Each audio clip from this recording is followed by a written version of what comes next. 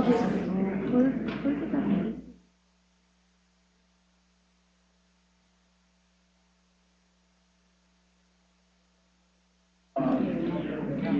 We'll do that. Yeah, no problem. Okay. Sorry, my mouth's full as I'm saying hello to you. That's okay. Let my Sprite. Thank you, bud.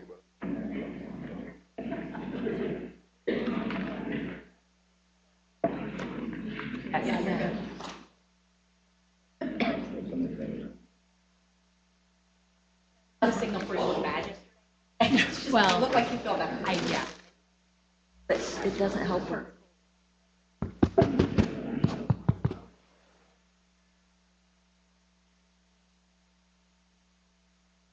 Okay, it is 9 o'clock. We're going to go ahead and call the meeting to order. So if we can get our board members to take their seats. Roll call, please. Bertram. Here. Dr. Ernest. Here. Here. Here. Hope. Here. Mr. Walker. Present. Mr. Watts. Here. Ms. Wicker. Here. Dr. Yeager. Here. Superintendent. Here. Please stand for the Pledge of Allegiance. I pledge allegiance to the flag of the United States of America and to the republic for which it stands, one nation, under God, indivisible, with liberty and justice for all.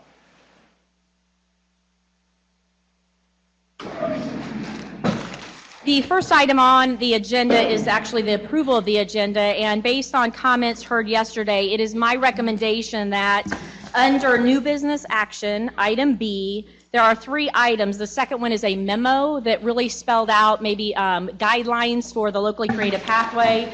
It is my recommendation that we pull that item from the agenda. Does anyone have concerns with that? So moved. Second.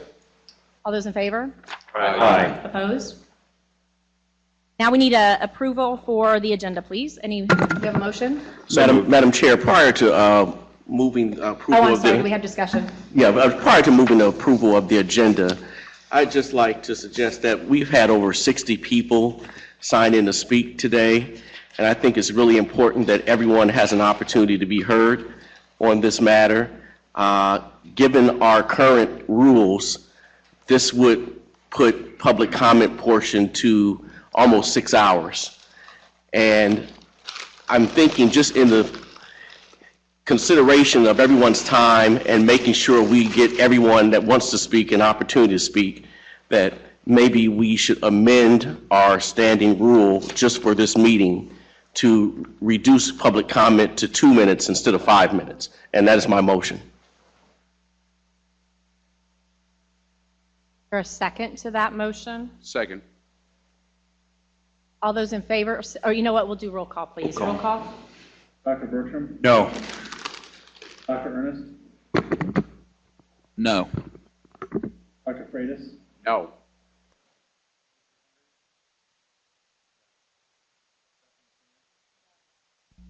Ms. Hope. No. Mr. Walker. Yes. No. No. Dr. No. Superintendent McCormick. No. Any other items of discussion for the agenda? We have a motion. Do we have a second? Second. Roll call, please.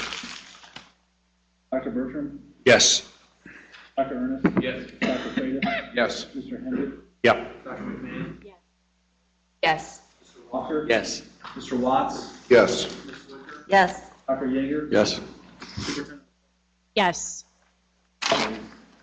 The next item on the agenda is the approval of the minutes for the November meeting. Do we have a motion to accept? So moved. Second. All those in favor? Aye. Opposed? Spirit statement of the chair. I would like to just commend everyone who came yesterday and either came back today or sent someone from their district. We do appreciate your voice. In addition to that, it is a time for celebration for 2 of our schools and districts across the state of Indiana. Every year we choose or select 2 based on performance and on closing the achievement gap to be Title I distinguished schools. And so I would like to congratulate, we announced this last week, but I would like to formally congratulate Thomas Jefferson Elementary from Valpo. Is anyone here from Valpo? Okay. And Fairmont Elementary in New Albany, Floyd. Anyone here from New Albany, Floyd? So I would just like to congratulate those two schools and those districts. That is a tremendous amount of work, and that is a huge celebration for those districts, so congratulations to those.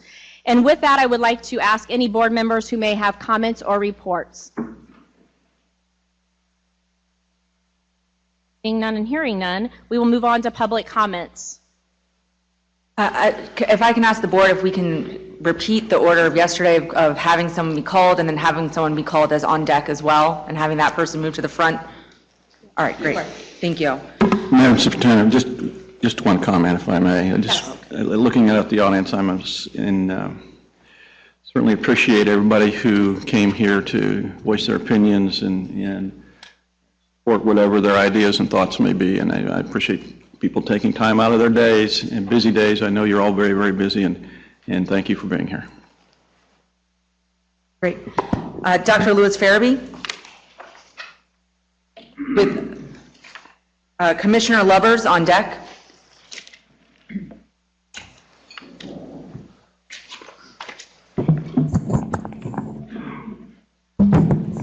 Good morning. Good morning, Superintendent, members of the board. I am here this morning to speak in support of the graduation panel recommendation. The recommendation from the graduation pathways panels are directly aligned to Indianapolis Public Schools strategy for high school. The panel's recommendation would make state assessments for graduation and accountability more meaningful for our students, focusing on ACT, SAT, ASVAB, and industry certifications will provide students a direct link to their next step in high school graduation. Currently, students struggle to see the value of ISTEP, ECAs, and teachers spend a significant amount of time and effort on the recommendation for those exams instead of dedicating our efforts to secondary pathways. IPS is eager to direct time and energy and resources moving away from ISTEP and ECAs, remediation and support, to allocate resources preparing students for college and career readiness. We know that more students that are enrolled in CTE coursework graduate on time at a much higher rate, and we see these outcomes in Indianapolis Public Schools as well. We also know that many of our students hold jobs outside of the school days to support their families. In fact, when we polled our students, majority of the students said they work at least 20 hours a week. By recognizing student jobs, the graduation pathways would provide students a clear connection between school and work. The recommendation also would allow every student to obtain core skills while creating individualized pathways for graduation. IPS is focused on ensuring high school curriculum is work-based focused and ensuring that their employability skills are developed accordingly, knowing that our students need new skills for the jobs of the future. There's two considerations that I ask that you think about. One is those school corporations that are interested in being trailblazers in this process. Our concern is that we are not moving fast enough. We want to ensure that if school corporations can adopt these standards if approved, there is some consideration to our accountability model. As you know, the accountability standards right now are not aligned to the recommendation of the graduation pathways. We also request that there's strong consideration for funding to support what's being recommended. IPS is willing to work with legislators to ensure that we allow districts that are willing to implement these recommendations sooner rather than later are given the opportunity to do so. We are hopeful that the members of the board will be supportive of trailblazer status so that districts across Indiana can learn from our innovative high school models. Thank you. Commissioner Lubbers, with Teresa Meredith on deck.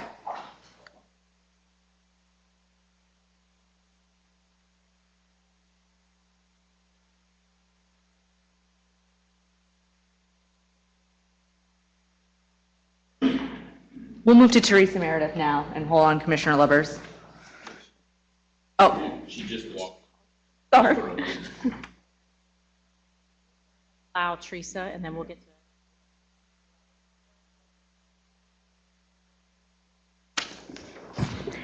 Thank you. As a kindergarten teacher and current IST president, I'm Teresa Meredith, and I'm here to share with you some important feedback that we've received from the educators that we represent. It's important that their voices be heard and considered. And so today I'm going to share with you feedback that we've received from teachers across the state on the panel's proposed recommendation. As I previously shared with Byron, Alicia, and PJ, our chief concerns continue to be centered on the overall process of the actual recommendation itself. Primarily, we're concerned that you're going to vote on a recommendation without considering the implementation possibilities, the logistics, or the actual consequences of the Pathways plan. The panel should consider spending more time with teachers, high school counselors, and high school administrators to learn what's working and then see what areas might need some improvement.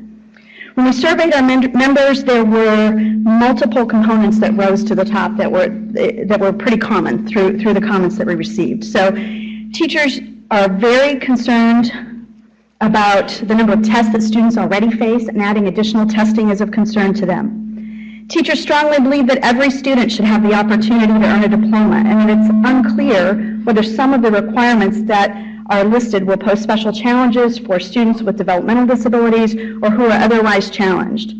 Teachers continue to be concerned about equal access and resources and capacity issues associated with some of the components. For example, the apprenticeship and credential pathways, transportation issues, and course offerings. Tracking and reporting of new data is another concern. How is it going to be collected and used? And along those same lines, they're also concerned about moving targets.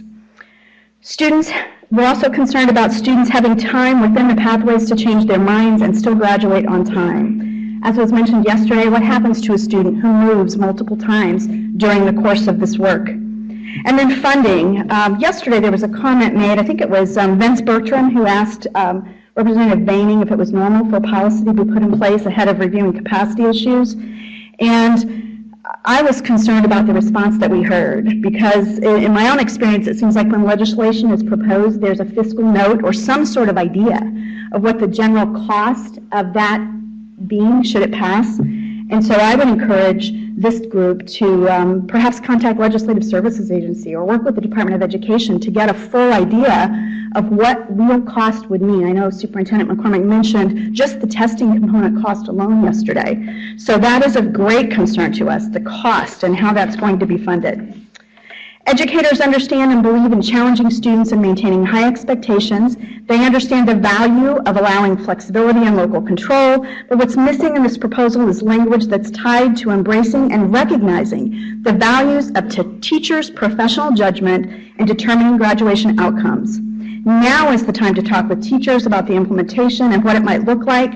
During those conversations, you just might find that what we've been doing is working really well, and you also might find that there might be some pieces that are missing, but they might not be either.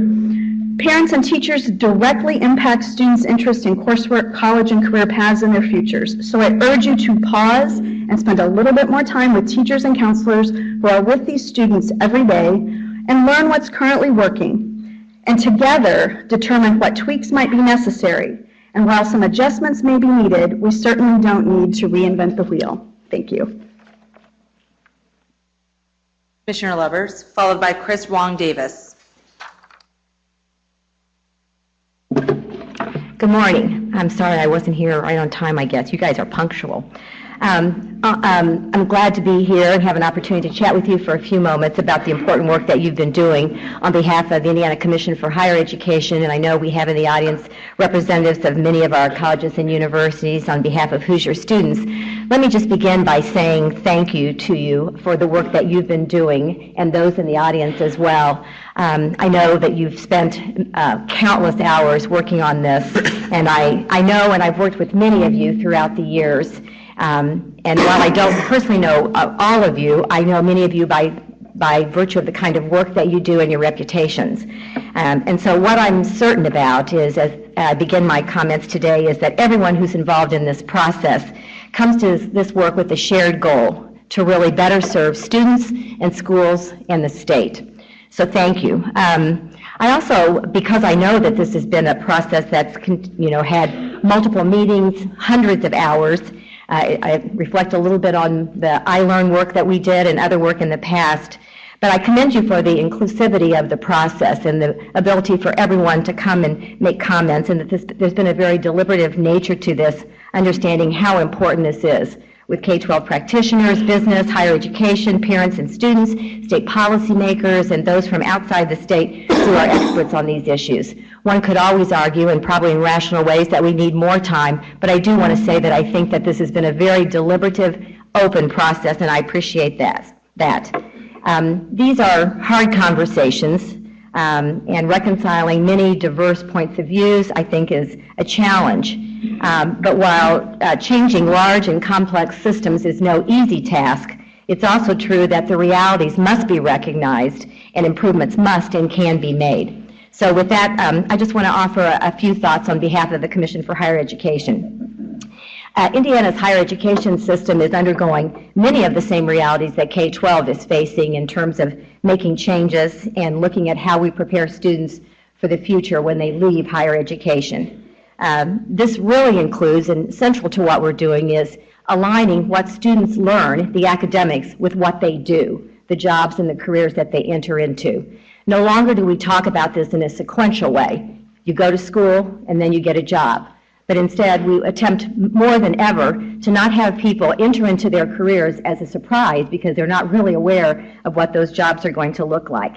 So now, more as a rule rather than an exception, we want students to have an opportunity when they're in higher education to have an internship, be involved in a co-op, an apprenticeship, project-based learning, something that actually aligns what they're studying with what they might want to do. And I know that that has been a subject that you have talked about with K-12 as well, and we think that that's an important direction. To do this, we really need to integrate work-based learning experiences with the employability skills as key components of what students learn in higher education, and I would offer in K-12 as well. Ensuring this sense of urgency to help students graduate should not and cannot come at the expense of academic rigor and quality. If we talk about what the strategic plan is for the Commission for Higher Education, it's called Reaching Higher, Delivering Value. And everything that we talk about is really about value and quality. And so we know that all the work that we do in higher ed or K-12 must keep academic rigor and quality at the very center. I see what the work that you're doing in terms of the pathways is really Diploma Plus. This really builds upon the value and the quality of the high school diploma. And we know that a high school diploma was once the ticket for the middle class life. It certainly is the story that I grew up knowing. I grew up on the east side of Indianapolis, where many of the people who I went to school with had parents who worked on one of those big plants on Shadeland Avenue. And they had good middle income lives. They had pensions, they had retirement, they had vacations, and the whole world shifted, and including the tax base, I might offer, of Warren Township schools at that point. And we were not prepared for that change. And the people who had made rational decisions about their life, am I restricted in time? Oh, how much time do I have? Sorry. Okay, so anyway, I was going to offer a little bit more about the needs of the jobs of the future. We know that 99% of the jobs that have been created since the Great Recession require more than a high school diploma. We know that 4 out of 5 of the jobs that were lost during the Great Recession were held by people who had a high school diploma or less. That reality is not changing, and so I think the work that you're doing must address that. We know that many people will go from high school into the world of work immediately. They need to leave with an industry certification. I'm sorry, I will submit my other comments. Be happy to answer questions, but I guess I'm restricted in time. Thank you. Chris Wong Davis, followed by Scott Simpson.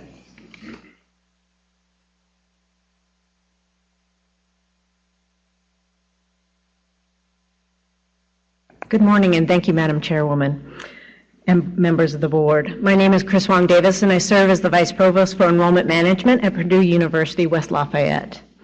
First, we thank you for creating the most transparent and open process in reviewing and constructing the graduation pathways. We do believe that this process was truly transparent and took into account all of the constituencies who are so invested in the success of our young people here in Indiana. We support the graduation pathways for these students because overall it increases the rigor for all Indiana students and sets a level of expectation for our students, whether or not they're going to college, but throughout their adult lives. High school graduation is not an end in itself, but rather a summative and cumulative set of experiences that sets a student forward for success in their lives. High school graduation is just a milestone. It's not a goal. The goal for our young people in the state of Indiana must be successful, thriving adult lives. We also support giving high schools the tools and the support they need to make these pathways successful and a reality by 2023. We especially support the recommendation to have the state adopt a nationally recognized college entrance examination for the use of school accountability. Excuse me. We believe that such an assessment would provide a value to students beyond what we've seen in the past. We hope that if this is a new policy, the state would pay for the administration for all students across all schools during the school day. This would help bring down barriers for students who would not otherwise have access to or take these examinations. For instance, many times these exams are held on a Saturday. Some students neither have transportation nor the means to make it to an exam seating on a Saturday. Many states who have implemented this have found that students who would not otherwise take the test are now considering post-secondary options and thus increasing their performance and their potential for success after high school. We understand and support the recommendation to have pathways replace the end of course assessments, ECAs, as the graduation qualifying examination. The ECAs have never been an element that higher education has looked at in the application review. The new pathways will be much more useful for students going forward. We look forward to continuing to work with the many stakeholders in this process on how Indiana should best implement these new pathways, and we'll be anxious to dialogue on revising Indiana's diploma requirements, hopefully within the next year. We owe it to all of our young people to require them to do what it takes to reach success after high school, and we further owe that to the future of our state of Indiana. Thank you again. Scott Simpson, followed by Kimberly Payne Shearer.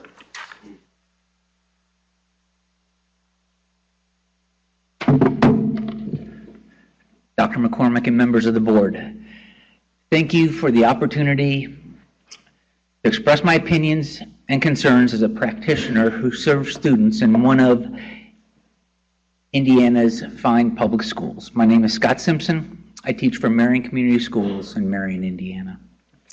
In September, I attended a graduation pathways committee meeting and listened to many superintendents testify about their concern in regards to limiting the ability of certain students to earn a high school diploma. I myself testified with the same concern, relaying stories of students I have taught and successes they have achieved that may not be possible for students in the future if they are not afforded the opportunity to earn a high school diploma, because of limitations the new pathways could impose on them. At that meeting, Dr. Freitas made a statement that should be part of every state board member's heart, that should be part of every legislator's heart, because it is at the heart of teachers, principals, and superintendents. Dr. Freitas simply said he was only in favor of proposals that increased opportunities for the students of Indiana. What a simple yet profound statement. The committee has made revisions to their original proposal that does provide more opportunities for students, but I am not convinced it provides enough opportunities for all the students that are served by our schools. Who knows students better than the schools that educate them? The allowance for possible local pathways that are subject to who knows what requirements is less than reassuring when it comes to the future of my students. students of Marion Community Schools. We in Marion have been innovative and have added new programs that will give our students a head start in potential careers, but that might not be accepted as good enough to meet a graduation pathway requirement. I teach in Marion Community Schools aviation program. We are one of 30 schools in the nation that are field testing curricula for the AOPA, the Airplane Owners and Pilots Association, the largest aviation organization in the United States and in the world. They are developing a 4-year high school curriculum in response to industry demands for pilots, aircraft technicians, and drone operators. A study by the Boeing Corporation in 2016 projects hundreds of thousands of new jobs in these areas in the next decade and beyond. Yet, our Department of Workforce Development says that aviation is a low-demand, high-wage job. Is a proposed pathway in aviation going to be rejected because of Indiana's Department of Workforce Development? Because students that I teach in Grant County more than likely will not have aviation jobs in Grant County? I was under the impression that I was to prepare my students to be competitive in a global society. Our actions do not match our words, and I am fearful that guidelines implemented to meet these current graduation pathway recommendations may be actions that are devastating to some students. Questions regarding locally created pathways are only one area of concern when it comes to this proposal. Please listen to the many voices of those of us ardently working with students every day and postpone implementation of this graduation pathway document until questions can be answered and clarification given to the many concerns that have been raised. Thank you. Kimberly Payne Shearer, followed by Paul Perkins.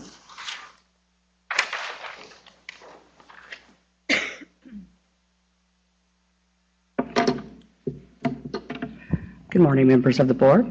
My name is Kimberly Payne Shearer, and I'm here today wearing 2 hats. I'm president of my local organization, Lawrence Education Association, and I'm also a school counselor with Lawrence Township Schools. I'd like to consider some points this morning as you look at the proposal for the pathways. As a school counselor, we are extremely concerned about the financial impact of the proposal. We know that a lot of things are still unknown. A lot of things still need to be investigated. Urge you to take some time and speak to administrators, speak to teachers, speak to counselors about what would be all the pieces that would be necessary to implement these pathways. Another huge concern that I do have is, as a counselor of a caseload of over 300 students, and my caseload is actually lower than many school counselors in the state. How would we track the information for our students? How would we guide our students? And how would all of that be documented so that we could give each student an equal opportunity to complete the path that they desire? A third concern that we have is in terms of exceptional students or students with special needs. How will we accommodate for them? Will they have an equal opportunity to be able to complete a pathway of their choice? Another concern that we have is who will be responsible for coordinating internships or the community service pieces, particularly in rural areas. Sometimes transportation can be a huge issue, and those are just things that we need to be mindful of and careful about. Again, we want all students to have equal opportunities. I just ask that you please speak to administrators, speak to teachers. Please slow down the process, really think about these proposals, and just be mindful as we move forward. I would just recommend that we postpone this decision until we have time to look at it more completely. Thank you for your time.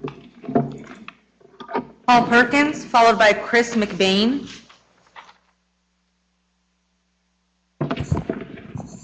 Hi, good morning. I'm Paul Perkins. I'm here today to speak in support of the recommendations of the Graduation Pathways Panel. I'm the voice of industry. In my day job, I serve as president of Amatrol, which is a Jeffersonville manufacturer, been in business for 40 years. We have 170 people. Also, in my volunteer life, I also do a lot of things involved in workforce. I'm chair of the State Workforce Innovation Council, also known as the SWIC. I'm on the board of the Indiana State Chamber of Commerce and chair of their Workforce Policy Committee. I'm on the board of the Indiana Manufacturers Association and serve on their Workforce Policy Committee. I'm also chair of the Region 10 Works Council. So I offer my perspective from not only the personal experience that I have working with people in our own company, but also the many business leaders that I talk to on a daily basis. And to begin, I strongly support the idea of adding employability skills to our graduation requirements, because the number one concern that I hear voiced by every business leader is the lack of employability skills in the people that show up. They don't work well on teams, they lack work ethic, interpersonal skills, problem solving. Those are all the things that they're just so in dire need of, and it's one of the reasons why the SWIC actually helped initiate the governor's work ethic certificate. But the certificate rewards behavior. It doesn't necessarily teach the behavior. And I think employability skills are really best taught through experience, not in a classroom. So work experiences, service learning, project-based learning, those are great places to learn employability skills. And preferably, I'd love to see students getting all three experiences, not seeing it as one of the above. And I think another important benefit of this type of learning is it's a great way to do career exploration. And I think we only need to look at the average age of students enrolled in community colleges across the country today to recognize that a lot of people are not getting on a good track early enough in their lives. They're back at age 28 and 30 finally trying to get focused. And I think we can do that a lot earlier. Career exploration classes at grade 8 and beyond are a great start, but I don't think that they're sufficient. So in addition to employability skills, I also support the idea of adding at least one post-secondary competency to graduation requirements. I think every student should have a plan and have the skills to succeed in pursuing that plan. And to achieve that goal, I think we need a lot of options for students, because students just don't fit into a single mold.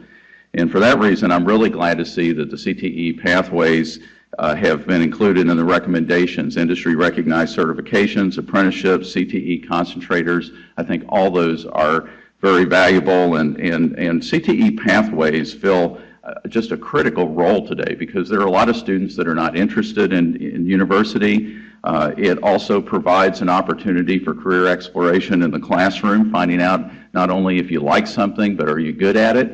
And I think there's a huge need for technical workers today. There are many experts that believe that the number of students that are pursuing a technical career out of high school are about half of what the industry actually needs right now. So we've got a huge gap, and if we can do something at the high school level to get students on that type of track, we're going to do a lot to help industry. Some of the concerns that I've heard raised about the recommendations, certainly one of them is we've got a great high school diploma. Isn't that good enough? Why do more, especially in a tight labor market where maybe companies are telling schools that all they need are warm bodies. But the problem with that is it's a little bit like peeling away the layers of the onion, and I think the warm bodies comment is the outer layer of the onion. It may be what they want, but it's not what they need. And I think the minute that we solve that problem, we're going to find the industries are back saying, well, why don't they have employability skills, and why don't they have technical skills? So I think we have to get out ahead of this thing, because it takes time to implement programs, and we can't wait until they tell us, well, you don't have these things, I think, in order to react. Another question that I've certainly heard asked over time is cost of implementation, ability for smaller schools to be able to offer some of this programming. And to answer those concerns, I think the recommendations were very thoughtful, because they offered a great number of options, and I think the options are there in order to offer something that everybody can meet. Thank you. Dr. Bertram may have a question for you. One question, and thank you for all you do. We have over 250,000 high school students in the state of Indiana.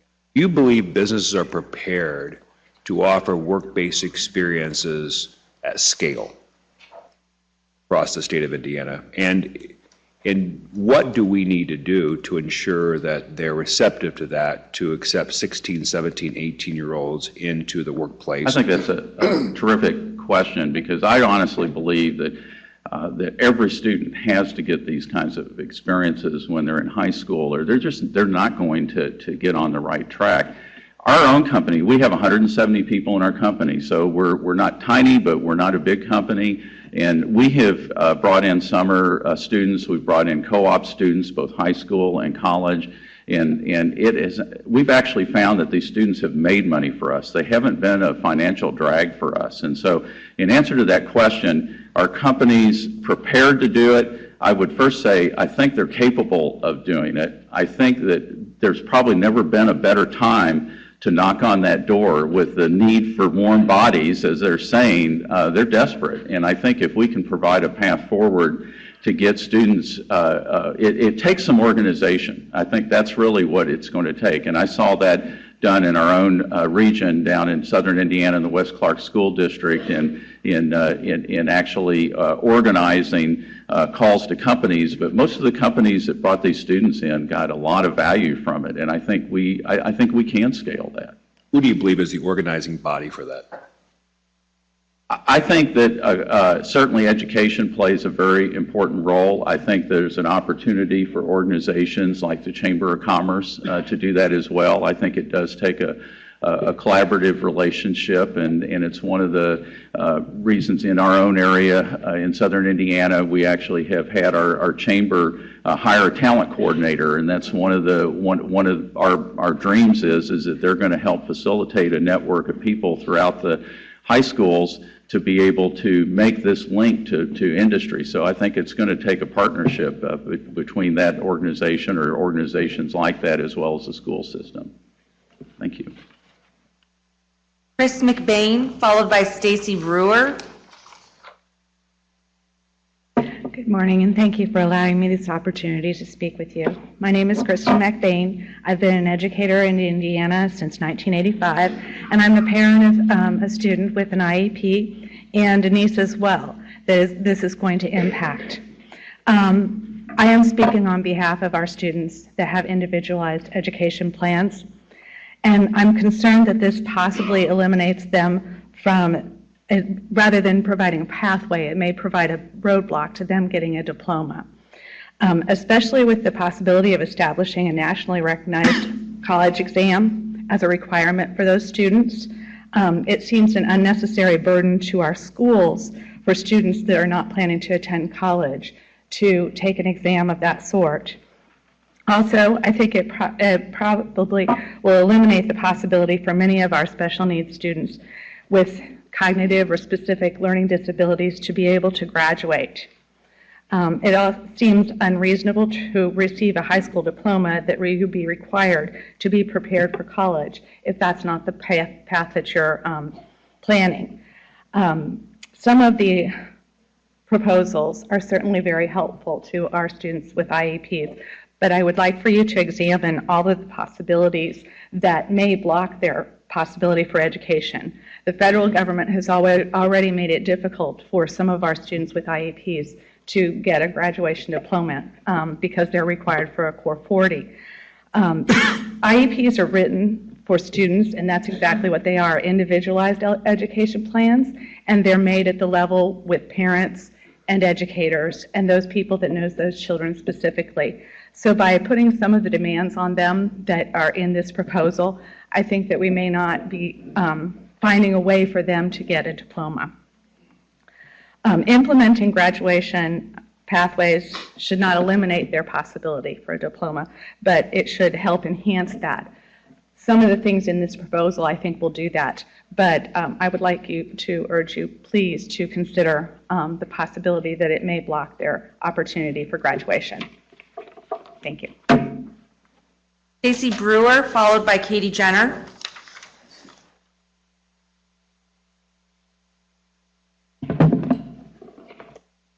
Good morning. My name is Stacy Brewer, and since 2007, I've been an administrator in some very diverse settings. A small, rural junior-senior high school, a high-dollar private school in Florida, and an Indiana public charter. Now I'm at Yorktown High School. I believe that my work experiences, coupled with the honor of being the mother of my daughter Tegan, a 6-year-old little girl with autism, affords me a unique perspective on the graduation pathways. I would like to be very clear. I believe there are components of this proposal that could be good for students, and I believe educators could get behind it. However, we have skipped several imperative steps in the planning process and omitted integral voices at the table, such as high school principals, counselors, and teachers. First component that jumps out as an administrator is the additional level of complex testing that will be mandated. But I have to ask you and the panel, do you have a full grasp of what this will look like in practice? How will it be facilitated? What are the overarching impacts of learning, and what research supports these changes? How will it be funded? Or is this going to be an unfunded mandate that struggling Hoosier families will be bearing the burden of? My concern is why. I thought our goal was college and career ready. Not every student needs to sit for a college exam. They don't. Now, the panel would suggest that the students just have to, get a credential or go do an apprenticeship, become a CTE concentrator, do well in an AP or an IB course, check a box, any box, right? This is where I speak out for Tegan. There is a very real chance that my child with autism may never be able to accomplish box 2 or 3. Never. I've watched students like my daughter who have worked hard to make it through high school and despite their disabilities are now in college or gainfully employed. Shouldn't my daughter have the same chance? Have you considered the possible ramifications that this restrictive pathway would have on our school's ability to comply with FAPE? This panel thinks they're creating opportunity. Instead, they are about to derail our educational system as we know it. It's not as if we're not already providing some of these opportunities for kids. We are. There is no way for us to track this data with fidelity. There is no way for all schools to offer all the required courses. Not to mention, I see lawsuits waiting to happen if we tie extracurriculars to a graduation requirement. What happens if a coach has to make a cut? What happens if there are requirements for grades and things of that nature to participate in extracurricular? We're going to say no, and now this kid can't graduate? As a principal of one of the top high schools in the state of Indiana, and as Tegan's mother, I implore you to pump brakes. We are already suffering from a quick, isolated decision to tweak graduation exams, where now 66.5% of our students did not pass a flawed ISTEP math and language arts exam. Not because our kids all of a sudden got dumb or our teachers stopped teaching, because there was a quick, isolated decision that was made without weighing out the disastrous impacts for kids. Kids, we're talking about children, living, breathing children. I know that we have people that are talking about going, it's great to go to post-secondary and things of this nature, and it's great, the theory of us being in the business world. That's not real. Some kids are able to do an apprenticeship to get through high school. You're talking about changing brain chemistry. You're upset because they don't know what they want to do by the time they're 24. Some of their frontal lobes aren't even developed by then. And we're saying you need to know in high school, you need to know at 15 what you're going to do for the rest of your life. How many of you knew what you wanted to do at 15 for the rest of your life? I didn't. I'm still trying to figure it out. Please, let our teachers teach. Let local schools arrange their offerings and their experiences to meet the needs of the students and their local commerce. Our children want to do well. They want to succeed, but we keep trapping them in little boxes and stifling their opportunities. I want to thank you for the opportunity to be heard today, and I want to thank my staff, my teachers, and my administrative team at Yorktown for being so dedicated that I felt like I could leave in the midst of the winter retest for ISTEP, where I have 150 kids testing today, but I know they got this. That's how important it is for all of us to be here today. Please, I urge you to either vote no or to delay this. 30 seconds. Have a great day.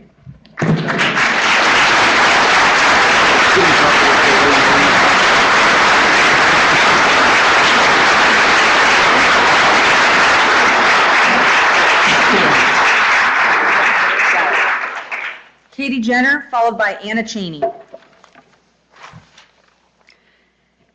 Good morning, Indiana Board of Education members. Thank you for the opportunity to speak with you today. My name is Katie Jenner, and I'm the Senior Director of Learning and Title Programs for Madison Consolidated Schools in Madison, Indiana.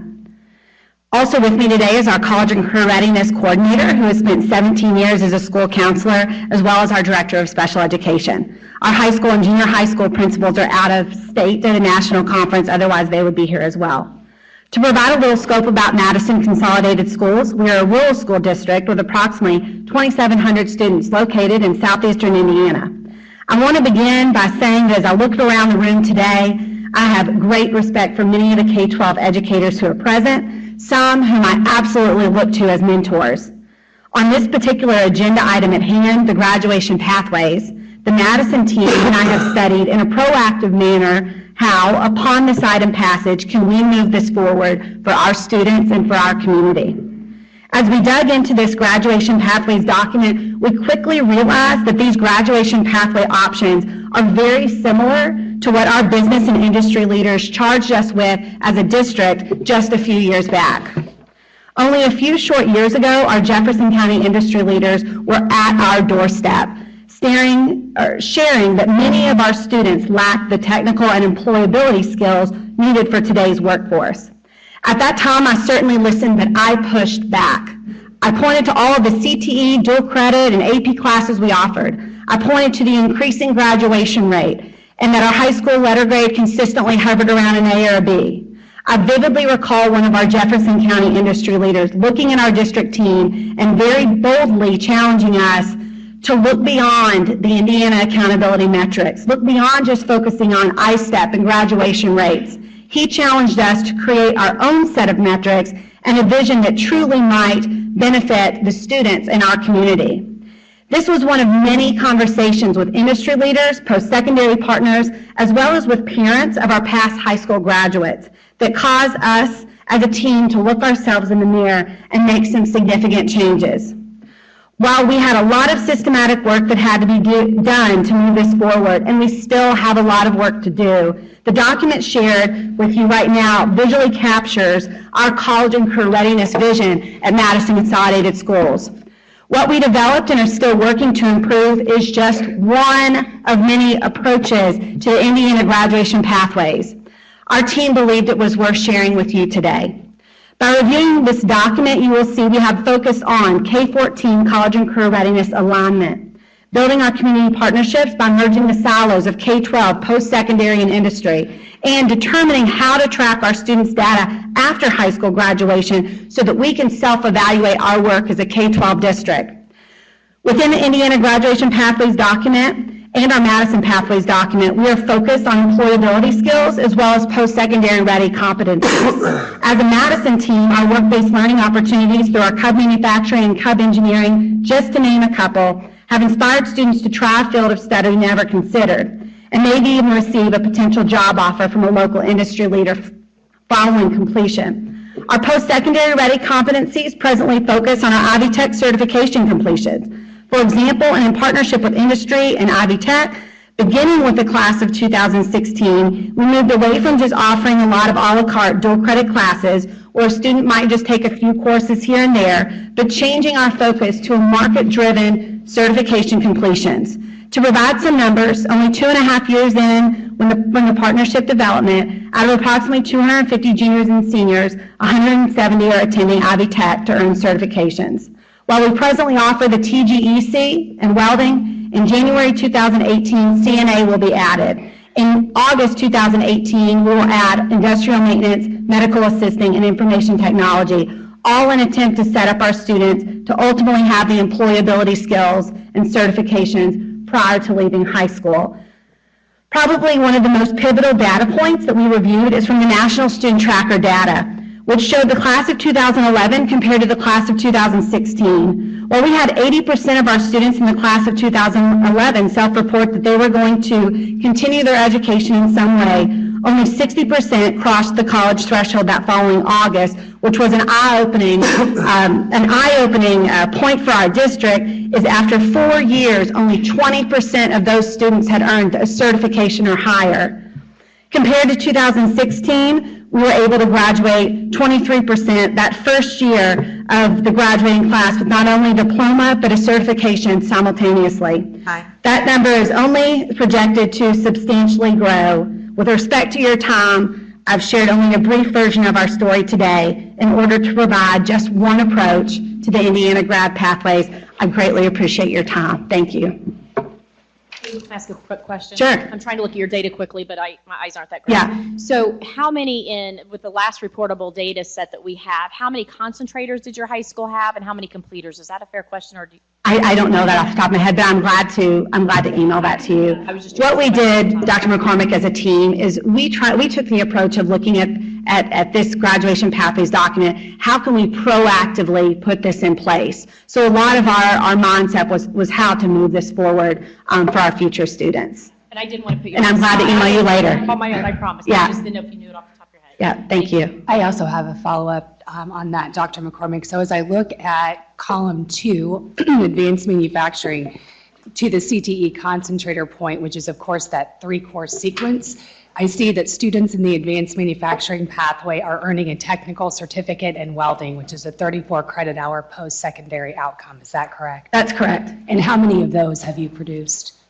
We will produce 9 at the end of this school year, some of whom are special education students, and then we have another 9 as juniors, and we expect those numbers to grow, which is why we're adding additional certification options for students who might have other interests. So in addition to those CTE concentrator numbers that Dr. McCormick will look into, there is a section of your population that's also earning a full post-secondary industry recognized certification contemporaneous with high school completion. Is that correct? That's correct. And in addition to that, there are 3 American Welding Society certifications embedded within that outcome. Is that correct? Yes. American Welding Society certifications in MIG and TIG and stick welding. Is that right? Yes. And what is the average income that a student who earns that sort of a certification might earn? I feel like this is a quiz. I don't know off the top of my head, Mrs. Mo. I would have to look that up. Fair enough. But I'm glad to email you too. 2 action items. And then as I look at some of these other outcomes, just because with acronyms, sometimes we don't all know one another's acronyms. So I see this Transfer General Education Corps, which was, of course, that piece of legislation, Senate Enrolled Act 182, that was passed in 2012. Right. That legislatively mandates that all of those courses transfer in their entirety as a block of 30 credits into every public post-secondary institution in the state of Indiana. Do you know how many of those completions you have produced? Year 1, we produced 52 out of a class of around 200. Year 2, we had 50. And the projections that we have coming up, again, getting your system in place, are significantly higher. What is the value of that credential, Dr. Jenner? The largest value for our students is the monetary savings for the TGEC specifically, because it's their first year of college if they transfer into a university in the state of Indiana. State University. And what is the average annual cost of the first year of post-secondary on-campus education in the state of Indiana? The average is $20,000. Like 20,000 times at least 52. 102. So very good. As of today. Multiple millions of dollar value to those students. Okay, thank you. Question, please. Thank you for being here. Thank you. Thank you, Dr. Bertram. I'm glad to be here. Yeah. You may want to reserve that comment until after my questions. I know, good. No, I'm kidding you. Again, thanks for all you do, and really to everyone here. What is your graduation rate? We hover around 90% typically. And do you believe that what you've created here actually allows students to meet the current proposal for graduation pathways? And that's a conversation I had with several superintendents in the hallway. My assumption is that it will. The details have to be ironed out. Obviously, work-based learning is one of our biggest pushes, which would cover that first component. The second component, our big goal, is that we would move to 100% certification or CTE. Yes, go ahead. Prior to the implementation of this particular strategy, do you have a sense of what percentage of your students were actually meeting these expectations? And it's embarrassing. We only had 1, but prior to our intentionality, 1 who was meeting this, and that was by chance. So very few students were actually meeting these requirements you have in place today. But once you change the expectations for those students, over 90% of your students are now meeting these expectations. 90% would be our graduation rate average. But meeting your expectations around your particular strategy. And I want to make sure I answer your question correctly and clearly. So 90% are graduating from our high school. When we look back at our 2014 data, we had one who had the intentional completion. The next year we had 52, the next year we had 50, this year we're projected around 65, 70, and then the projections are continuing up. That's just for one of the components in the third option there. So we would also strategically look at for all students the other options you have provided us. Anywhere in your plan does it include additional testing as a component of graduation? No, we don't. And fortunately, in Madison, we've had support from our board and past superintendent. We do have an opening right now, but our past superintendent and board, if anyone's interested,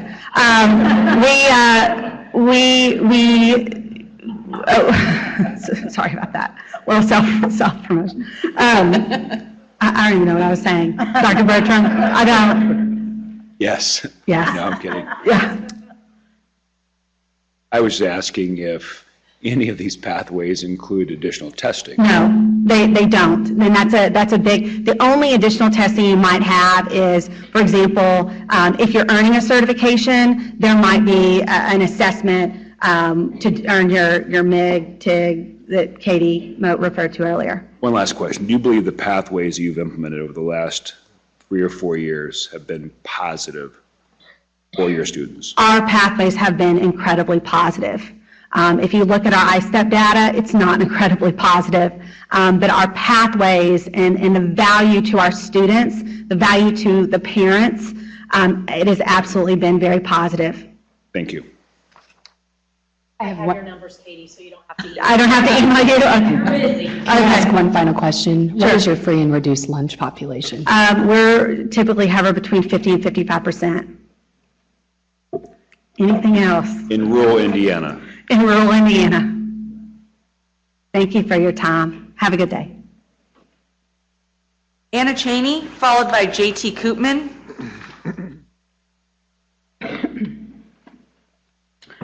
Good morning, Board. I would like to thank each and every one of you for the countless hours you've spent towards the pathways. I was lucky enough to be invited to sit on the panel at the conversation as a mere mother of an 8-year-old who attends IPS. First, I would like to thank you for taking my thoughts, along with the other parent, that the pathways needed to start earlier than high school, and including that in the pathways.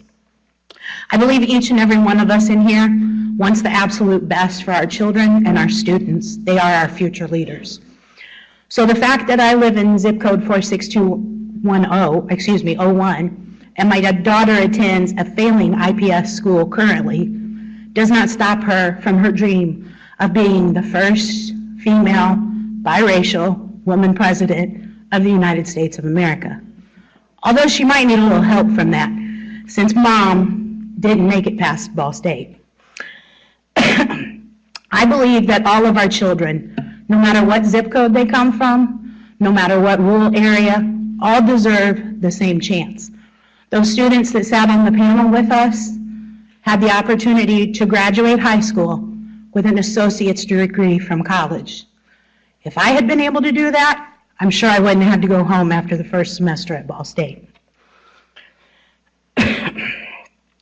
Each one of these children will be trained in possible positions that don't even exist now.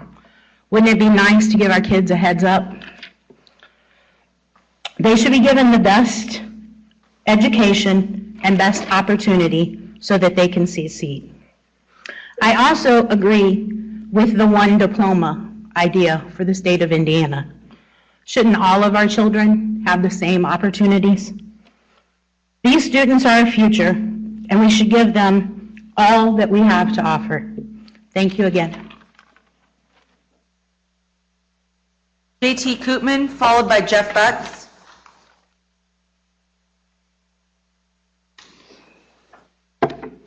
Superintendent McCormick, members of the board, I'm Dr. J.T. Koopman, Executive Director of Indiana Association of Public School Superintendents.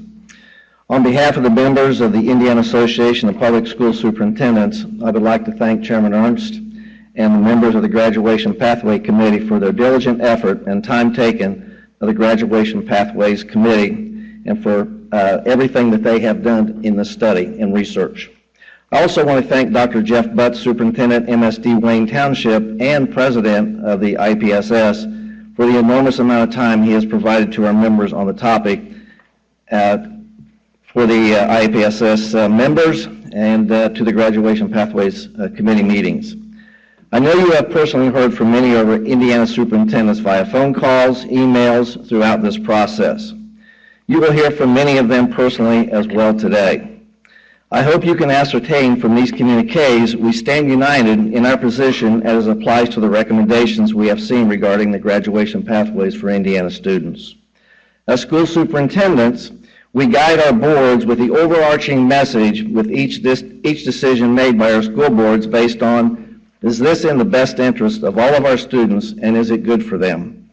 I hope as members of the State Board of Education, you guide your vote based on the same bias and not on a political bias.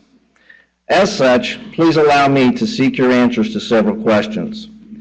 What is the educational basis and research behind taking this direction? Why do we need graduation pathways? Don't we need to fix our diploma status to better serve all Indiana students before we embark on a new untested direction for our graduates? As a state, weren't we committed to less testing? How much additional testing time is embedded in this recommendation? How much additional cost is associated with the recommendation for testing and additional personnel to oversee and administer these pathways? How will these pathway recommendations dovetail and fit Indiana's accountability metrics? How do we know if Indiana's ESSAS plan has been accepted, and will these pathway recommendations fit the new plans? I'm not certain the direction for Indiana is going with plans for CTE. Should we not wait to see the final plans for CTE before we direct them into pathways? Can all areas of schools throughout the state accommodate students in the same manner, or will large voids exist for students to pursue pathways due to their geographic location and with the number of students vying for scarce resources? My member superintendents have forwarded more salient questions for your review and consideration, and the principals also will have the same issues and questions to come before you. How can we ignore the experts in the field if they are not comfortable with these recommendations? As a school superintendent, if I went before my board and community members with unsubstantiated recommendations that had not been fully vetted and viewed as not good for the students we serve, I could fully anticipate the wrath of my board and my community to come down upon me, and most likely need to update my resume. It is the hope of Indiana school district leaders that this board take a step back and do so in the best interest of Indiana students. And as such, just so that we can have you have a visual of all the Indiana superintendents in the audience, if you oppose this plan, could you please stand?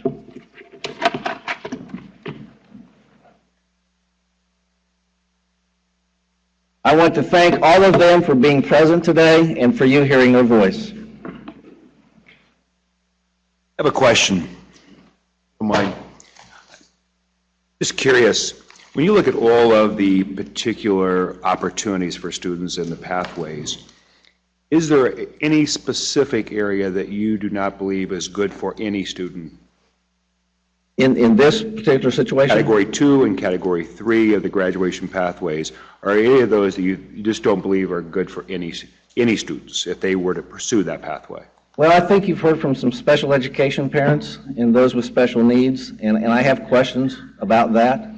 And so if we're trying to serve all of our students, Dr. Bertram, I don't want to forget them. And I think there's probably principals and superintendents that could probably address that question better than I. So special education would be one area of great concern around those pathways. Yes.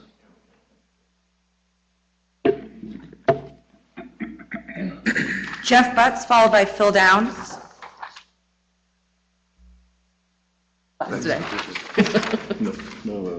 Yeah.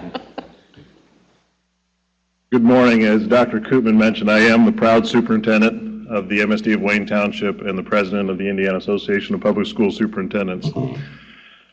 I left a district this morning where some of the most amazing men and women are working with 16,300 of our scholars to prepare them for their future, a future that will be dependent upon the decisions that you're going to make regarding the graduation pathways. I deeply want to express my appreciation for the very hard work that was done by Dr. Ernest and by the panel. They spent considerable time on this process and have engaged many stakeholders throughout the last several months. They were charged with a Herculean task to be accomplished in a very short window of time. The MSD of Wayne Township has the privilege to have both staff and students that served as collaborators on this panel. I was one of those collaborators that was included. We appreciate the opportunity to participate in those conversations and to provide our feedback. Even though the collaborators were involved, I believe deeper engagement with them would have flushed out many of the issues that you heard yesterday and that you are hearing today. As I listened yesterday, 23 of the 24 stakeholders provided public comment that said, pause, slow down, figure out the details before the State Board of Education approves these recommendations. I was discouraged to have board members quickly dismiss those comments. One of my responsibilities as a superintendent is to make sure that I provide my Board of Education with information, plans, and recommendations that will move our district forward, that will provide great opportunities for our scholars, for our staff, and for our community. This information, these plans, and those recommendations involve considerable work, collaboration, and detail as to their intent and their impact. That perspective is what gave me great concern as I listened yesterday. I heard concern from the field about the scholars in their schools, in their districts, and even in their homes. I heard board discussion about passing a visionary plan and worrying about the details later. I heard a lack of understanding about the fiscal impact or how this might be funded from both the board and the panel.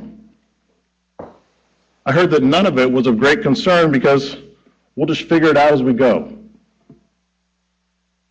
Well, I won't stand here today and tell you that this plan can't work. I will tell you that until you're able to answer some of the questions that have been asked, and I know you've received many, not only from my email, but from other correspondence that you've received, I believe it's irresponsible to approve these recommendations today. Considerable work has been done already, but you have significantly more work ahead of you before you should feel comfortable passing any recommendation on the graduation pathways for Indiana scholars. Your decisions today will impact at minimum a generation of Hoosiers to come.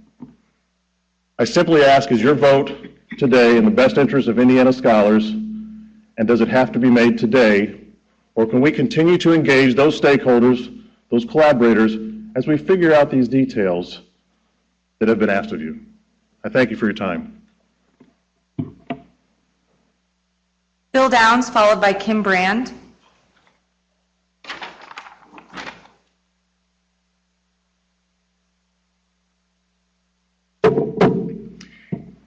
Morning, Dr. McCormick and board members. Thank you very much for letting me have this time. My name is Phil Downs, and I'm lucky enough to be the superintendent of Southwest Allen County Schools, much to the chagrin and dismay of about 94.7% of the people who knew me as a young man.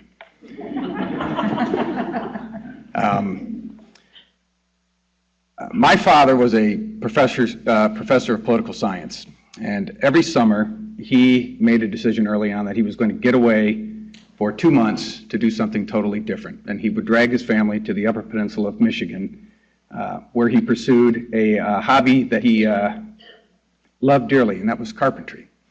And I was, as the oldest, the reluctant sidekick and apprentice.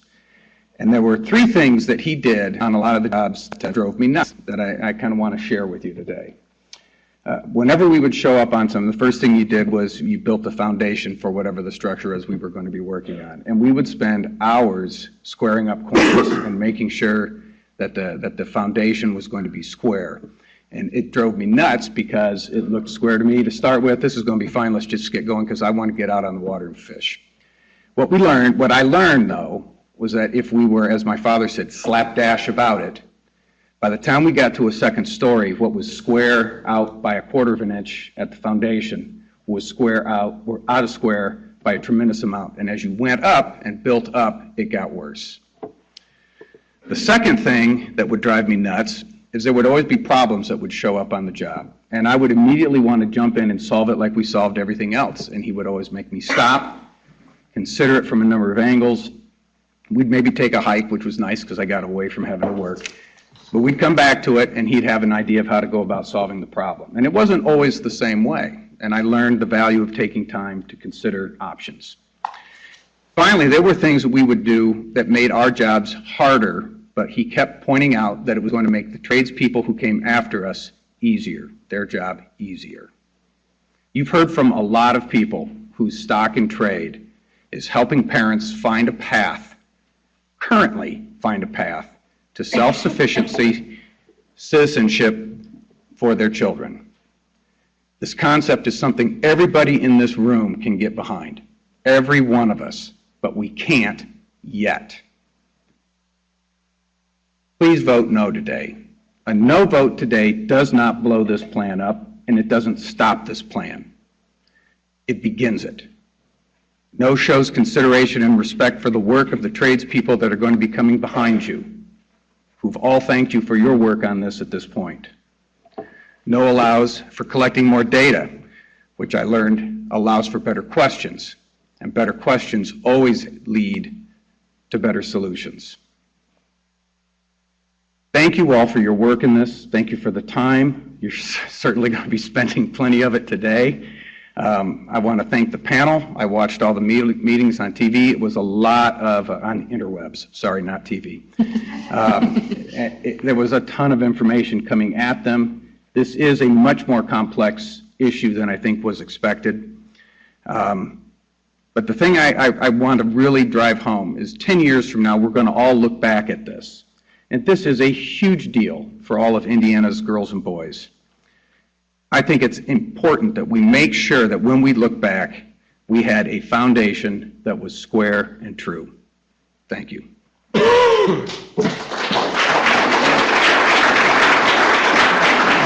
Kim Brand, followed by Mary Robertson. Good morning.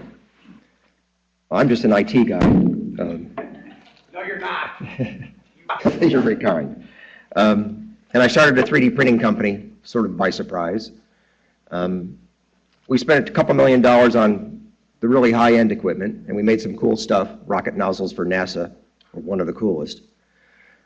But to my partner's surprise, we spent about $500,000 investing in maker spaces and 3D printers in schools, and we saw what kids could do when they were free to invent and create and solve problems they really cared about.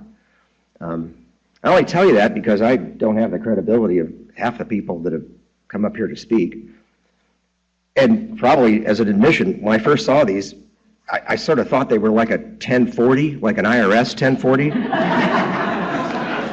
And talking with parents all the time, I get the impression that this ought to be a lot simpler. We ran 3D printing summer camps for about 1,000 kids, and I told that story to the IBJ. They thought that they were a failure because we didn't make any money.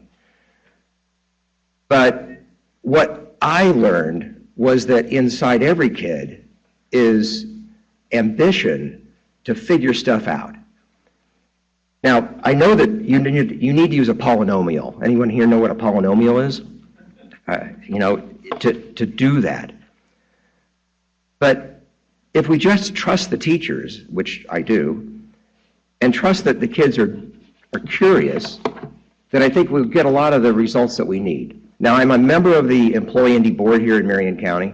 We spend about a $20 million budget trying to get people's jobs and and trying to skill them up if they don't have what they need. But I know that that's a fraction of what it costs when a person gets out of school and don't know what they need to know to get a job. I mean, being poor is expensive, but being uneducated and poor is even more expensive. In the article in the IBJ, I said that there was only really 2 graduation requirements as far as I'm concerned. One is, I think you got to graduate and you got to like yourself. And 2, I think in today's economy, it really pays if you love to learn.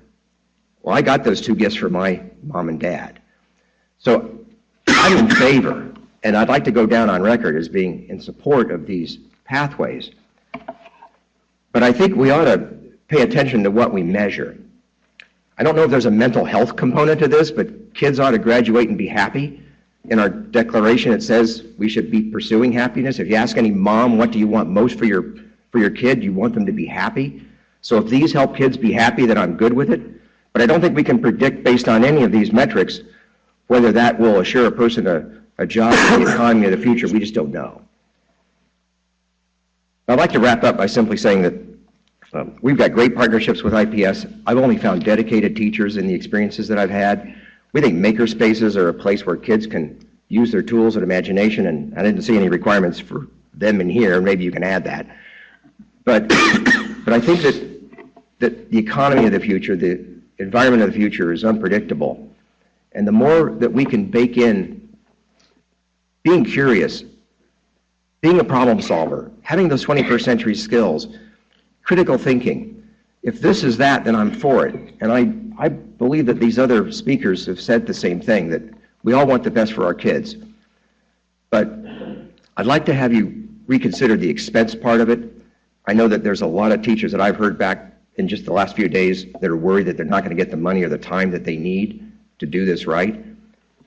But in balance, from my experience as a business person employing people on the employee board, there's nothing in here that's wrong. But we just want to make sure that you do it right with the view towards the funding and the time and so forth that the teachers are going to require to get it right. Thank you.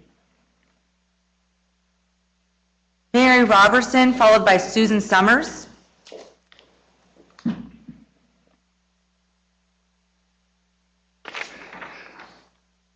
I'm going to try to make my testimony short. I know you have a lot of people to listen to. I'm Mary Robertson, and I'm superintendent at Perry Central Schools, 1,200 student district, and nestled in the hills of the Hoosier National Forest. I'm not here to speak for or against. I'm just here to tell our story. I want to thank the panel and thank the State Board of Ed for your time on this effort. We appreciate having a teacher serve on the panel. As I said, I'm just here to tell our story, and I'll tell you that we like the spirit of the plan. We love the idea of the pathways, and we've been working diligently to do this over the last several years. We've been rolling up our sleeves and working with our employers to implement these kind of programs. We have the governor's work ethic certification, and we have 44 dual credit classes. 30 of those are CTE classes. We have 9 career pathways, 1 additional one off campus, and we're really close to having that 11th. 62% of our students are in meaningful internships, and that's the current senior class. And we're in the middle of nowhere, so our students have to travel 30 to 45 minutes for those internships. So that means we either have to work on internal internships or have flexible scheduling so that they can maybe have a day long. Last year's graduating class, 25% of those had the Ivy Tech Core 30 transfer. We look at this, at the senior class, this year's senior class, we have 88 students. So how would this affect those? Now that's not knowing that this was coming. So obviously we haven't planned. We have 26 students who will have academic honors, 41 technical honors, and 72 of our 88 student graduates for this year have 3 or more classes in a career pathway.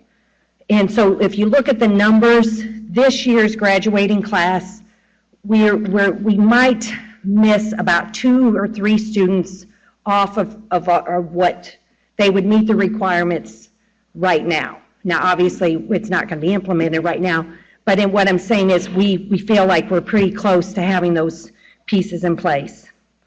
We welcome a plan that emphasizes relevant evaluations and experiences. For the kids who are struggling, we'd rather be remediating them on something that's meaningful rather than the ECAs.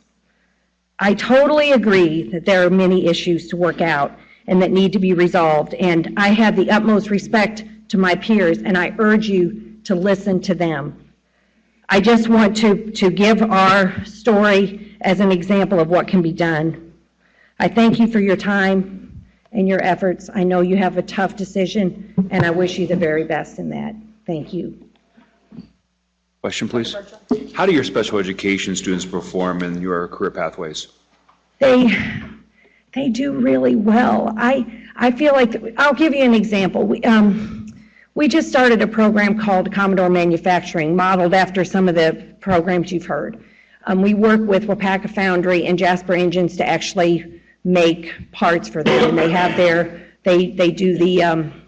they have their work board and learn about all those pieces. And they just presented at a school board meeting.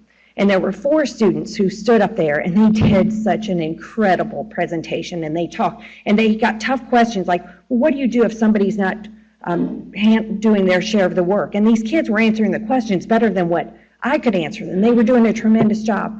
And after the meeting, our assistant superintendent leaned over and said, 2 of those students didn't pass ISTEP, but they passed their certifications, and they're going to be great employees. But they haven't passed ISTEP. So under this plan, they would not have to do that. Right. Of course, assessments would be gone, and you open these pathways to them. Now, the tough part is how does that work with our accreditation? Because the accountability is not aligned. Sure, and that. So I think that's a real challenge. But for those particular students, it would help. One last question. Do you believe that the career pathways you've implemented have opened opportunities for your special education students or reduced them?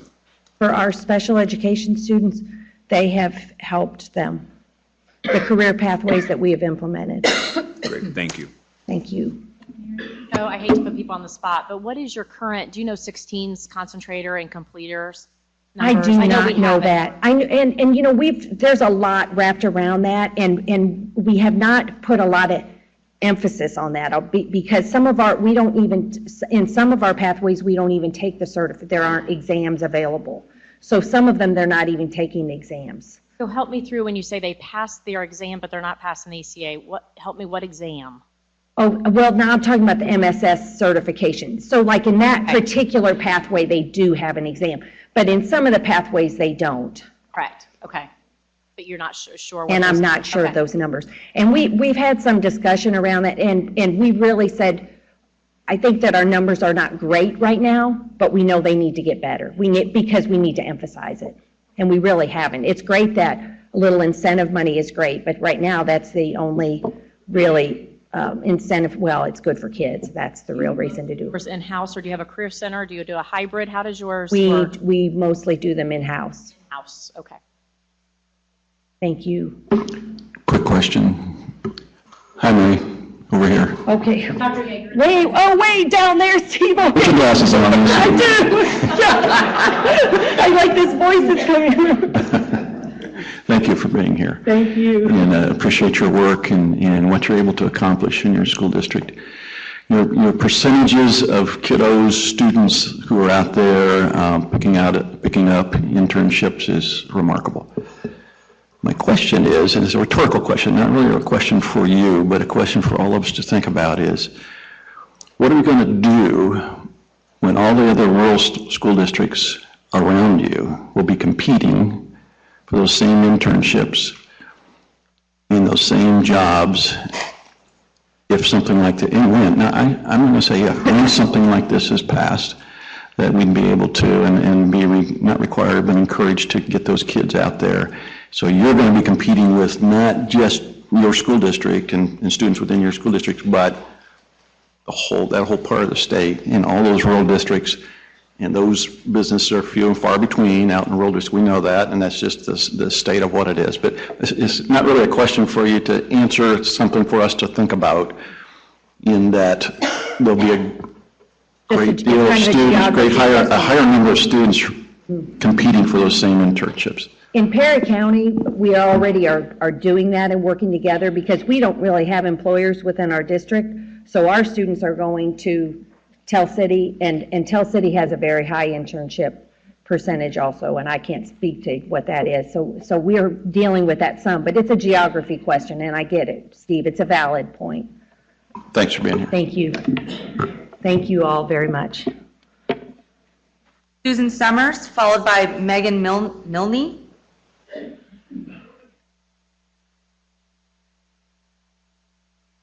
Thank you for this time. My name is Susan Summers. I entered education in 1981, and then 5 years ago found myself moving to the administrative side. I work at Homestead High School in Fort Wayne, Indiana, and I am the dual credit coordinator and assistant principal at Homestead. I'm asking for a no vote as a delay because I have 3 specific concerns related to dual credit, which is the area that I work in. The concerns deal with consistency of qualifications, availability, and funding. The consistency of qualifications goes to the use of the ACT and SAT scores for showing post-secondary readiness. Although there are no specific scores listed in the final draft, there is a footnote which refers to specific ACT scores of 22 in English and in math, and a 530 score of math and SAT. Those scores are significantly higher than what is currently required of students to be in dual credit college courses. In fact, the ACT scores are 23% higher. So you could hypothetically and most likely have a student from Homestead headed for Purdue who would have economics or anatomy and physiology or speech that would be transcribed onto a Purdue transcript transferred from our program, which is through a partnership with Ivy Tech. And at the same time, that student wouldn't have the ACT or the SAT scores that would show post-secondary readiness. So I'm concerned that we would pass a plan where there's not consistency with the numbers. A second reason I ask for you to delay is the availability of dual credit. At Homestead, we had 59 students who earned a general diploma or a Core 40 diploma who had needed to have used the pathway that gives you credit for having 3 college courses in high school, earned in high school. We're very lucky at Homestead. We have over 1,000 students in dual credit because we have 48 staff members who are currently credentialed. That is all currently under threat because of the Higher Learning Commission changes in qualifications. And so if we are going to potentially lose 75% of our teachers, that will have even a greater impact on schools that have smaller numbers that can offer dual credit. I think we need to delay putting this in place until we have a plan in place for having this pathway available to students with teachers who are able to teach it. And then my third and final concern has to do with the funding. If we put in a component where students are going to be required to or have the option to use an ACT or SAT test as a qualifier, where will that funding come from? How much will that cost? I know those numbers are out there, but I think in a rush to get to this, those numbers maybe have not been run. And I think the taxpayers deserve to know what the financial implications of that pathway will be for them. Thank you very much for your time. Megan Milne, followed by Lindsay Laughlin.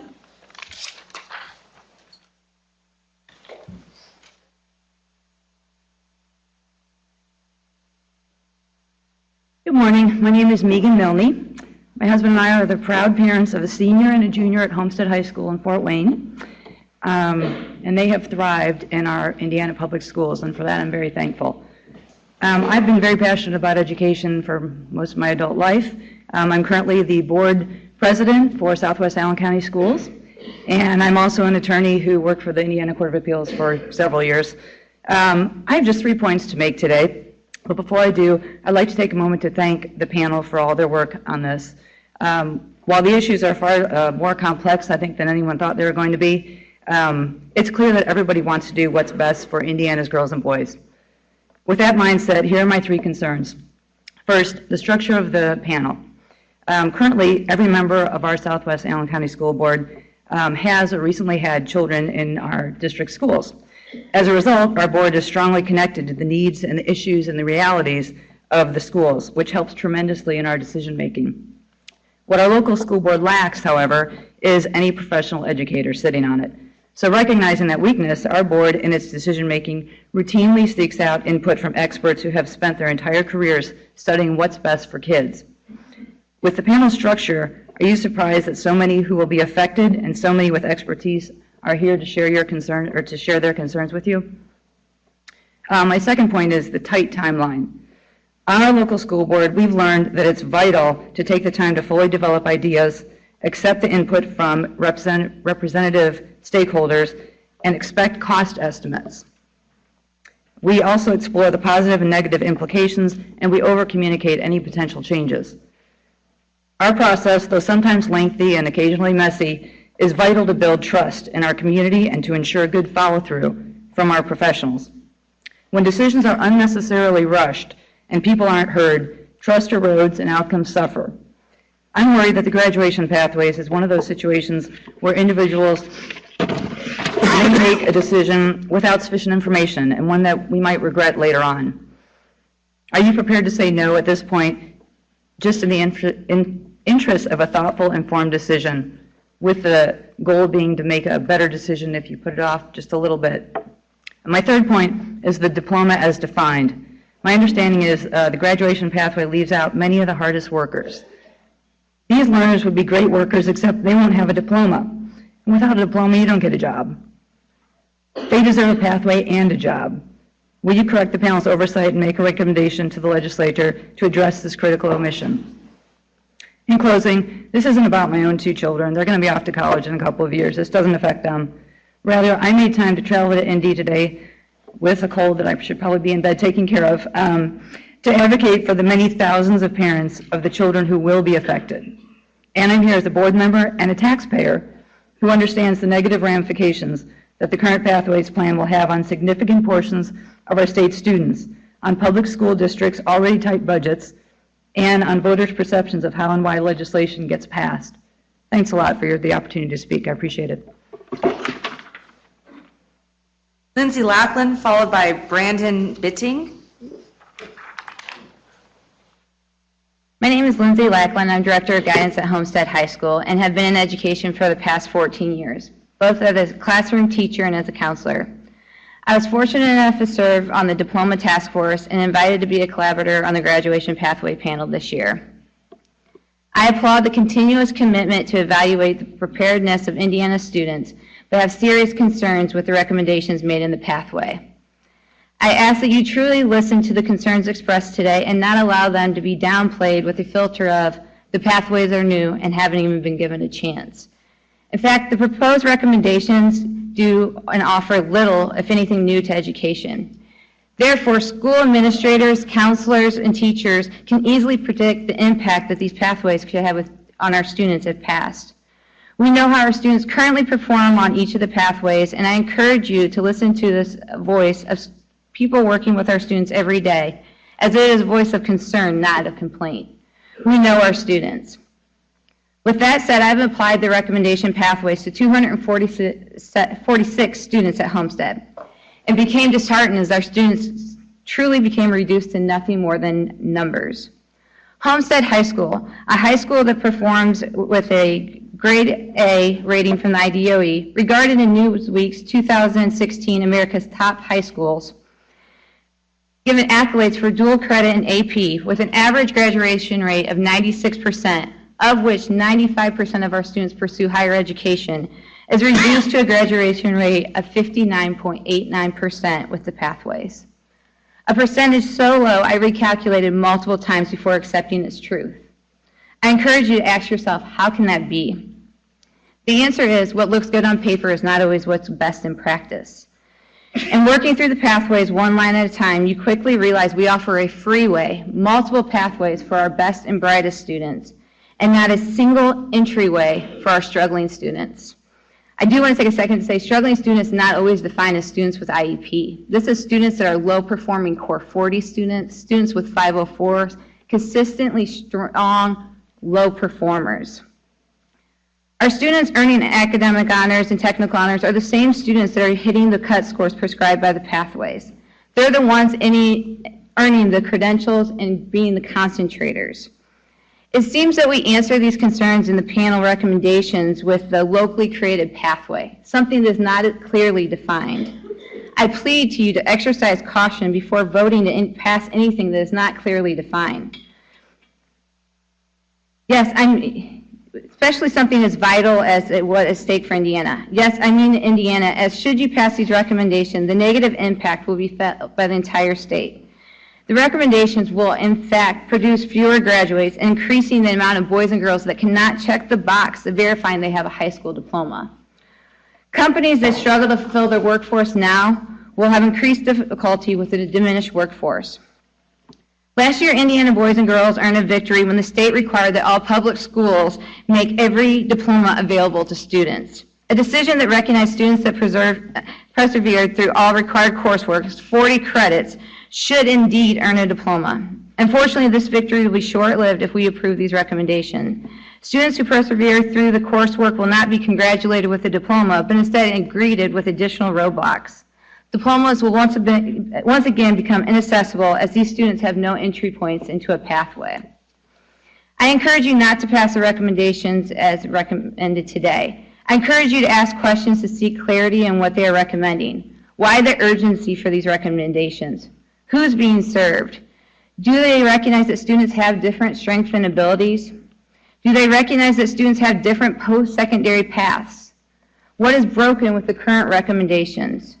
Do all boys and girls have opportunity to even earn a diploma? How do businesses offer internships at the level to meet the demand of not just high school, but college internship recommendations? Please know that although many collaborators were invited to attend the panel pathways meetings, participation was limited. Information to prepare for meetings was not readily available, often provided as we walked into the meeting. Notes for previous meetings were only available as graphic design and watching 3-hour recordings. As an invited participant in 2 of the meetings, I found the meetings to be controlled and narrowly focused. Each meeting representative of a particular group and lacked the big picture that is only captured by having teachers, school counselors, and administrators available for recommendations at every meeting. Please hear the concerns throughout the state and recognize the recommendations are not good for Indiana boys and girls. I appreciate your time and efforts to provide opportunities to all boys and girls. Before we have our next speaker, go ahead and clap, sorry. Before we call our next speaker, I have several requests for a 5-minute break. So we are going to take literally 5 minutes right back at it. So if the next person on deck and the next person can get ready, we'll be back in 5. Brandon Bidding is next, so please be ready in 5 minutes. Yeah. And then you don't get to take Opportunity to speak with you this morning. My name is Brandon Bidding, and I have the fortunate pleasure of being the principal of Carroll High School, Fort Wayne, Indiana. And I too am here to ask for a no vote as a delay for what I think are some good intentions. And I would also like to add that by just saying no, I think it goes without saying that all of us will continue to strive for excellence and look at these as opportunities for us to continue to build on and look to the future for our students. And so again, a no vote and delay, but absolutely yes in moving forward with looking at opportunities for our students and expecting high expectations from them as we continue to build on these. You know, as I walked away from yesterday's meeting, my head was spinning with just some more questions and concerns, and so that's what I'd like to address today. As I tried to narrow it to just a few. I think the box 2, as it's been referenced as the work-based learning opportunities. My concern from Carroll High School is looking at potentially 600 plus graduates competing with Fort Wayne Communities graduates and Southwest graduates and East Allen graduates and all the parochial schools in the Fort Wayne area. I'm sure there are opportunities, but my concern is to make sure that they are well-intended and worthwhile experiences. I'm sure we can complete that box, but to make sure it's absolutely what's best for those kids and it meets their needs and it gives them great experiences, that would be a logistical concern that I would share with you as I look at box 2 and just the sheer numbers and logistics behind that. A second concern I have is the mobility, and it was brought up, and again, it's just the vagueness of what I still see as the answer. We do have students move away from Carroll High School and move into Carroll High School, some on a weekly basis as far as what we're gaining and leaving. And I'm looking in the terms of we're going to look at some flexibility in what that course may count as moving in and out. I don't see that, and I struggle with seeing that as a possibility. If a student is on an agricultural pathway and they move in or they move out and that school doesn't have it, I don't see how intro to ag class can count as intro to culinary class. And so I guess just some of the unknowns are still some of my concerns as I look at what that mobility piece looks like.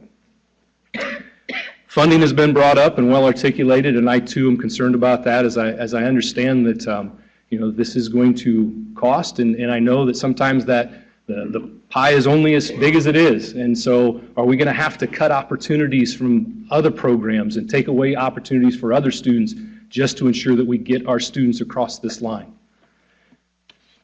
I truly appreciate the locally developed pathway as an option, and I think there's some great intentions behind that.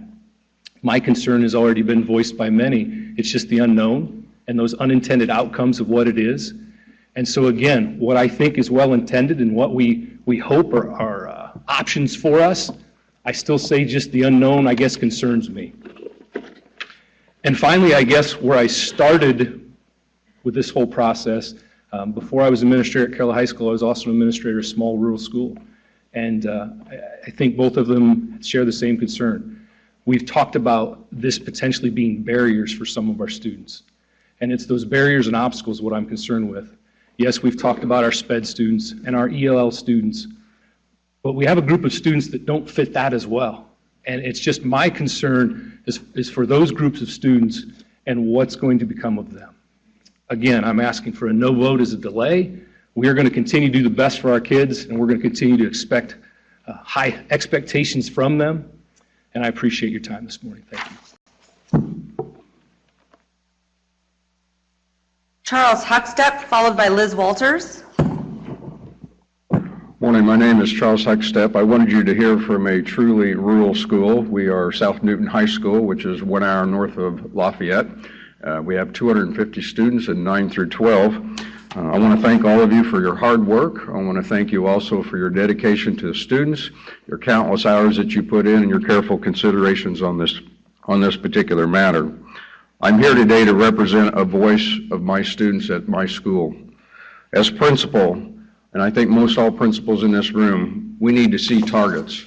What is the specific target that we need to work toward to get our kids graduated? Because graduation is a game changer for our students, as you very well know. What specifically needs to be done to help our students to graduate? I don't believe I actually see all the answers and what the proposal is so far. For example, what about transfer students? Students that transfer to our school maybe during their senior year. They're from out of state. I don't know if they're going to be able to get all these requirements in that particular amount of time. I think it's something that you need to consider. Tracking information. I've heard this mentioned several times before, that counselors are definitely worried about who's going to do the tracking, and they really believe that they're going to be the ones that's going to be doing the tracking. Well, if they're doing tracking, they're spending less time with our kids in counseling. What about the specific ASVAB numbers? I didn't see that in there. Maybe you know what the ASVAB numbers are, but I don't. And so I imagine that probably most of my kids, several of my kids, will take the ASVAB test, hoping that they will meet that requirement. Is this fair for all students? I've heard before that 20 to 30% of our students are what we're really concerned about. Living in a small rural district like we have, there's not a lot of options for work-based learning. Not a lot of options at all. So you say, well, go to the next category. If I look at the next category, it says participation in a meaningful volunteer or civic engagement experience. How much time? I don't see that on there. How much time do you expect the student to spend to be able to meet that requirement? I'm not saying you don't know that, but it wasn't put on the paper, so I'm not exactly sure. And as principal, I need to see what those targets are. As far as work-based learning, can a student go out and get a job and just work for maybe 2 hours? Can they go out and work for a couple of weeks? Can they go out and work for a month? I don't see that in the proposal yet. I stood up with a no vote a little while ago simply because I don't have those specifics. If I get those specifics, I would imagine that I would feel much more comfortable with this. With so much at stake for our students, Shouldn't we have nearly all the answers mapped out ahead of time instead of making proposals, passing them, and then figuring out the rest of the story? Why is this process being hurried? I asked that question at the IASP meeting. Dr. Yeager was there, Dr. McCormick was there, and I got the sense that this whole process has been so much hurried, and I heard that mentioned earlier today. Why are we hurrying the process? Why can't the panel and the state board step back, take a breath, make sure that you get this right, and be a model for other states? Thank you very much. Liz Walters, followed by Steve Baker. Good morning. Liz Walters again, Beech Grove High School Principal and IASP Vice President. I fear that you are probably tired of hearing from me at this point, but I am here to work together, so I keep showing up. Thank you again for the opportunity to speak, and thanks first and foremost also to those who are bringing this conversation to the forefront in education. We absolutely do need to have conversation about bringing students in Indiana to be prepared for the changing landscape. Hearing much of the conversation during the work session yesterday and the ultimate belief that local autonomy should allow for many of these questions and concerns to be sorted out, I am humbled and appreciative of the ultimate vote of confidence. However, we are potentially looking at a vote today, and so I think that it is important to provide some in-the-weeds logistical concerns that still remain. I think some of these concerns can really only be unpacked by those of us who live in the local level every day. I hope to highlight some of the things that might be out of our control at the local level. At Beech Grove High School, we offer a Block 8 schedule, which allows for 64 credit opportunities for students over the course of 4 years. It is one of the most expensive schedules to run, and we're fortunate to have the support in running it to provide these opportunities for students. Additionally, I offer a work ethic certificate. I partner with Central 9 Career Center, and I offer a number of CTE pathways for students in-house, namely a TV radio program, ag program, technology, business, and fax options, and Project Lead the Way. This is the first concern out of our control at the local level that I would like to highlight. Not all schools are able to provide these opportunities.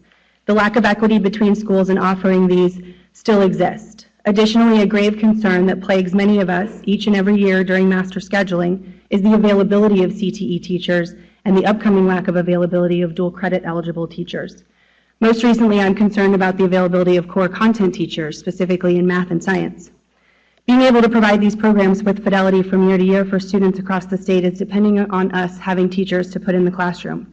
This is not something that individual local schools and districts are able to overcome without some consideration from external entities. I do believe additional pathway considerations that all schools could offer without being held hostage to the lack of CTE and dual credit teachers would speak to this concern. I do know that most of that concern's response has been focused on the locally created pathway option, and this is the second concern I'd like to highlight today. There appears to be much dissension on what these locally created pathway options could and should look like, though I absolutely agree with the intent that they are there to celebrate and highlight what schools are already doing. Subject to support and implementation, I fear that there are unintended negative consequences, and that the number of pathways that all schools can offer will result in lack of equitable options for students. This brings me to a final generic example to highlight some concern in lack of flexibility in the proposed pathways. The board and panel did discuss this briefly yesterday, but from the field, students do move from school to school, sometimes during the semester. Schools absolutely navigate for the students in the best interest of their credit accrual and diploma. We would look at the transcript from the sending school, and because all schools are held to the courses that are offered by the DOE, we build a schedule as the best possible option. Oftentimes, schools are able to substitute diploma requirements for students to get them to the desired outcome, which is a diploma. Under this proposal, if the move occurs after the sophomore year for a student, or if a student makes a change in their desired outcome for life after high school, those students will be held to specific, sometimes singular courses with no substitution in a pathway, and we may not have the time to substitute alternate pathways. If our goal is to align high school experience with life after high school currency, let's stop arguing about that and start talking about what it could look like.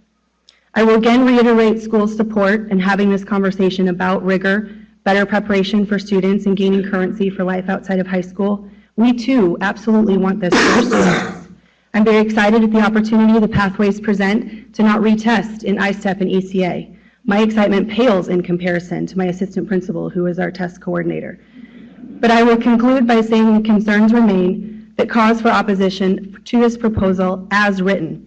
I believe there is work yet still to be done, and it can be best done in collaboration with the practitioners who will be implementing it at the local level. I thank you for your time. Steve Baker, followed by Andrew Berger.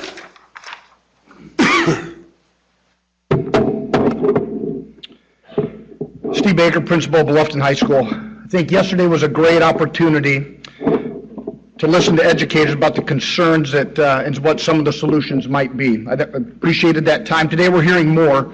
Thank you for giving us the opportunity to hear what we have to say. I want to cut right to the chase. I'd like to take a different approach today. I'd like to talk about 3 facts.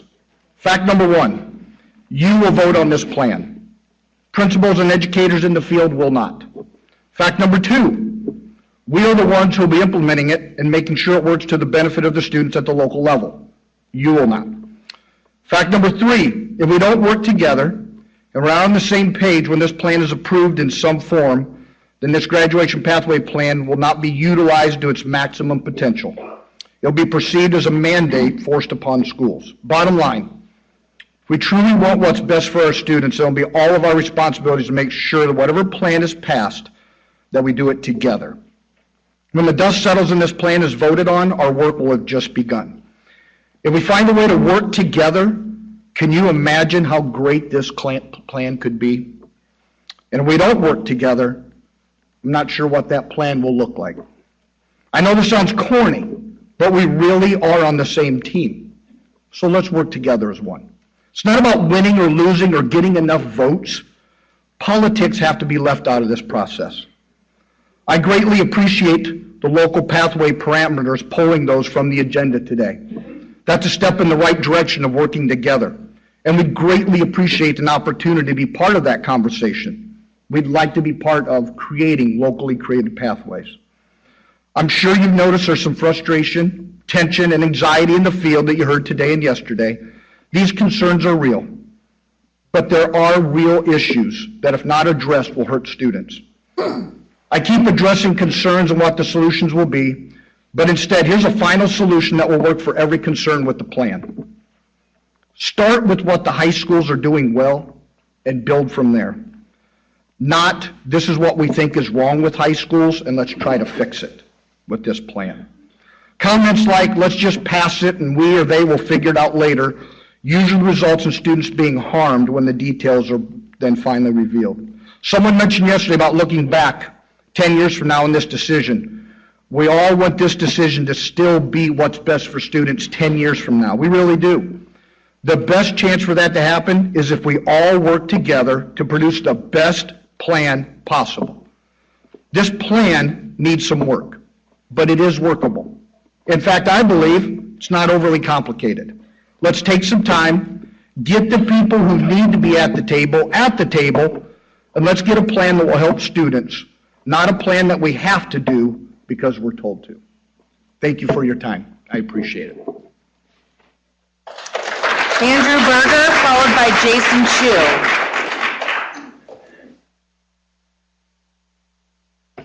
Thank you, members of the board. My name is Andrew Berger, and I'm the Vice President for the Indiana Manufacturers Association. Thank you for the opportunity to comment in support of moving this grad pathways plan forward today.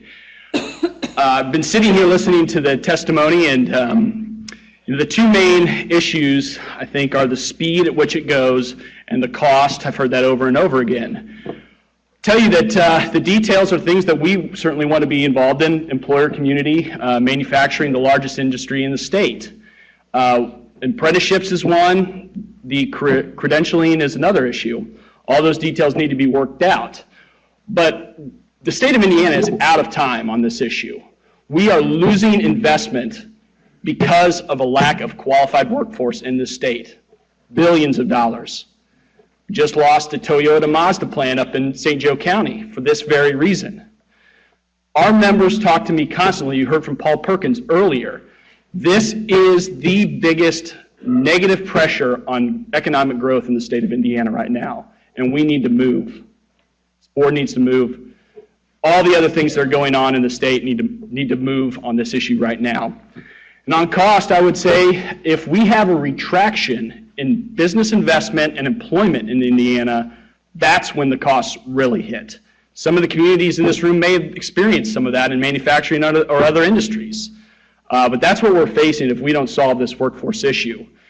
And yes, we have employment swings in the economy, but for my industry, or the people that I represent, we have a serious problem on long-term employability. About 25% of our employees can retire today. In 10 years, that number grows to 40%. There is no cohort of people coming in to fill these jobs. That is why we have to have attention now, and that's why I encourage you to move. Happy to answer any questions.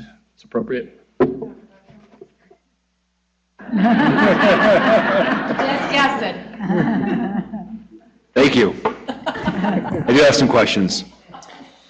When the federal government imposes regulations on manufacturing that increase your cost, how do your members react to that? Negatively. And when you think about the workforce that you need to fill the jobs you're talking about, what do you need? Every employer is going to need different employees, and that's going to change year to year. More and more, the long-term planning for business grows shorter because time, the speed of change in technology or customer base, workforce availability, the skill set that's in their communities is changing at a much more rapid pace. So what we want is, and this is very much going to be a locally driven thing, is a nimble system that produces the workers that individual companies in all these communities need. Do you believe that there isn't a qualified workforce or that the workforce is not picking your industry? There is not a qualified workforce right now. I mean, statistics and these statewide rankings are, certainly have some downsides, but Forbes just came out, Indiana, #1 regulatory environment in the country. Top 5 in cost of doing business, 45th out of 50 in labor force availability. Availability, right. What's the mismatch from your perspective? Well, I think we've had decades of telling kids that they cannot be successful going into a manufacturing career, and that's categorically false. We've had shocks in the industry. I mean, we've had 4 decades of automation in a globalized economy to deal with. Now, we're still the #1 industry employing over 500,000 users, but it's not the peak that it was back in the early 90s. So you do have kind of some of these structural issues that our people are going to have to deal with and have been dealing with for years. So macro, there are some bigger issues with our industry that we're having to solve, but lack of investment in career and technical education. We're glad that we're seeing much more of that now, and participation at the higher ed, at K through 12, all of those issues, points. One last question. And I am absolutely focused on our workforce, the economy, economic growth. I think it's critical for our state and for all of our communities. Do you believe that in some ways that business has contributed to students not pursuing these pathways in the way we've treated the workforce? For instance, if we have a company that can, within months, close an operation, move it to Mexico, and lay off hundreds and thousands of people, that we're sending a signal to people that there isn't a loyalty to the workforce. And are there some other fundamental issues that we could correct that would make these pathways more desirable for our students? Because I believe we can create pathways, but I'm not sure that we necessarily inspire more students to go into industry and to pursue these kind of jobs and opportunities. Because I think that's going to be the mismatch. I don't believe that these pathways will necessarily create a more robust manufacturing workforce. I think there has to be something on the other end that creates incentives for them to actually do that. Our greatest incentive is pay, of which we're 1 or 2, depending on the month that it's measured, in wages for any sector in Indiana. We're the #1 benefit provider of any sector in Indiana's economy. Our companies, particularly the larger ones, always have a path of growth. So as far as competing for workers, I mentioned some of the drawbacks, that the impression of manufacturing. I think you're reflecting some of that in your question. Yes. But as far as the contribution to the employee, our members rank at the top of essentially every category. I agree, and I just want to get that right as well. That's my point. And it's not a criticism. It's just that I think that's the situation we're in. I hear it everywhere I go. The other thing, I spoke to a manufacturers association. I asked 3 questions. I said, how many of you have jobs today posted that you can't fill? Every hand in the room went up. Second question, how many of you have high-paying jobs that you can't fill? Every hand went up. I said, how many of you want your own children to have those jobs? Hands didn't go up. We want it for everyone else's kids. And I think that is the challenge that we confront, that I think we need to work together to figure that out. And the same thing around work-based experience, so forth. When we get children students into our factories, into those opportunities, they see a world of opportunities, and now they just don't have experience around that. And I think the opportunities that we can provide. So one last point, I think and I've asked this question a couple of times from a business perspective, is we have to come together as a state, I believe, to create robust apprenticeship, work-based experiences for our students. And it's going to require all of us working together. It cannot be just the push, right? We have to have the pull as well. And I think that's going to be real important on messaging as well as experiences. So. Thank you. Brought up your industry leads in wage earning potential and benefits. How do you compare across the nation? How does Indiana compare across the nation in your area? Usually Indiana is lower wage. I mean, that's not specific to manufacturing, though certainly we're part of those When we're measures. struggling to get workforce, do you see that as a problem? Depending on where you're recruiting, I mean, certainly could be. It's not an excuse for employers. There's a lot of things that go into the cost of doing business, so I'll put that large caveat on it. But if it's a wage problem, if you're not competitive on wage, I mean, that's certainly an issue for a lot of companies. But that's going to be a very complex question, and it's going to be individual employers whether they can answer that or not. Oh yeah, and there's no doubt, certainly. Yep. Just thank you for your comments today. Just for a little perspective, who are your large and across the state members that you all represent? So we represent about 1,000 companies in all parts. Most of our membership is the small to mid-sized manufacturers, though many of the names you'd recognize, the 3 Foreign Autos, Eli Lilly. I mean, the bigger companies are members too. So we have a wide range, but we're the Manufacturers Association. They're all manufacturers. Thanks for your testimony. Very much appreciated. I have 2 lines of questioning. One is, as a panel member, we assumed that small business and industry throughout the state of Indiana would be partners with schools. And some of the testimony I'm getting via email is questioning that commitment from business and industry. Could you address that issue for us? Certainly, they need to be partners. We encourage that from our members, that you need to have those relationships with your local school districts, with your local Ivy Techs or Vincennes, the education workforce training providers in your area.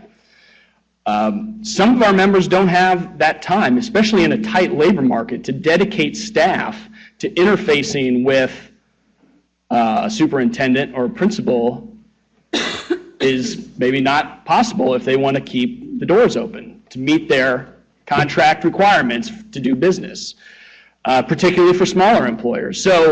But that's not a cop-out. There's going to be a lot of work from the private sector to be sure that these pathways are successful. And there's no doubt we will say it publicly, say it today, say it to our members.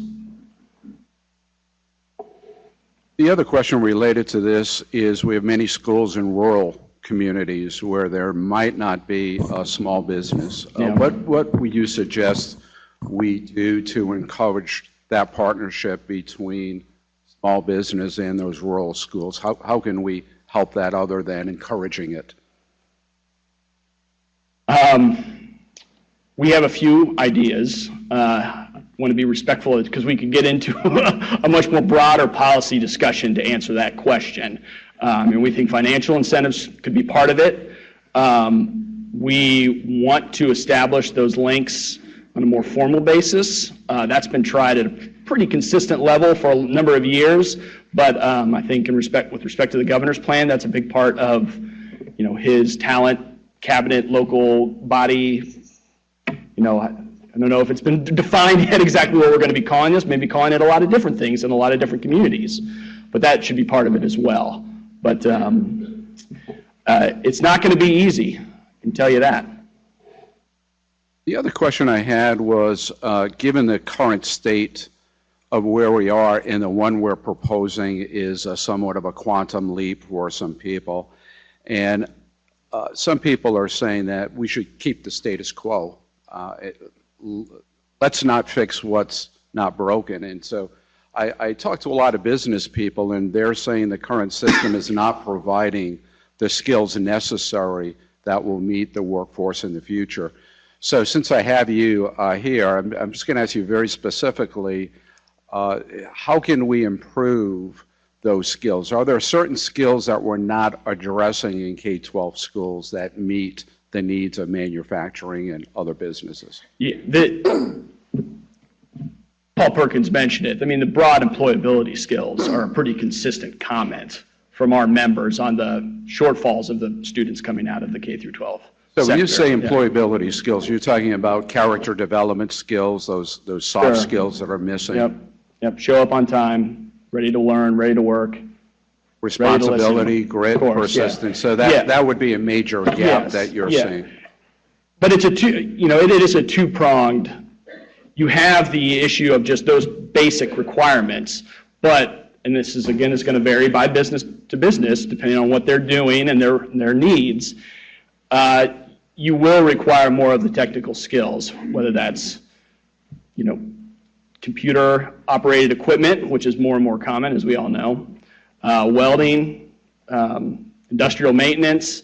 I can go on down the list. There are needs in every single one of these categories, and a lot of them will require a credential or a registered apprenticeship to have that currency with the employers. This lays out a pathway to do that, which is why we're here supporting it. Thank you. I have one follow-up question. I think something that would probably be affirming for those both here and also in the audience to hear is the IMA's commitment to providing resources to businesses, help them be good partners to 12 and post-secondary as we begin to implement this. Some of the things that will likely be areas that we need help include some sort of comprehensive education for our business partners around labor law and the ways that we can work together to break barriers to make sure students have access to those opportunities. Mm-hmm. Do we have the commitment of the IMA and others to provide that sort of support? Yes, certainly. I mean, already we've done education because one of the myths was the insurance implications of bringing in a minor onto the factory floor, and we've been as active as we can be in trying to dispel those. But that's just one example of the many things that we're trying to do. But you have that commitment. Thank you, and thank you for being here. I do appreciate you being here. Did I hear you say 25% of your current workforce could retire today? Is retirement eligible, yes. Wow. Welcome to our world. Educators are there right now, have been for the last several years. So we're working through that. And you also mentioned one of the most important things are employability skills, soft skills, be there on time, work with others. We look for that with each and every employee, certified and classified. So we understand what that issue is, and we empathize with you, and we also work to find those. It doesn't make any difference what position that might be. I guess this comment and question goes out to all the employers and business owners and higher ed and workforce development, Chamber of Commerce folks that are out there still in the audience. So how many of you would endorse a major change in whatever your business is, and whatever you produce, without knowing what that change involves, and the fact that that change may impact your bottom line and your product? How many of your people in your organization would endorse something like that? It depends on what we're talking about. So, for example, a change in product line can be done very quickly in some cases. Change in, location, 2 years is probably a lot of time. 6 years is an enormous amount of time. That is not the pace of business. The question was how many would endorse that if somebody voted and enacted a change in each of those businesses. I can't say exactly what the process of each individual company is, certainly, but strategic planning and frameworks that don't have the details filled in is not unknown. You teed it up really nicely for me, because what you said was it may take just a few months to change the product line. We don't have that.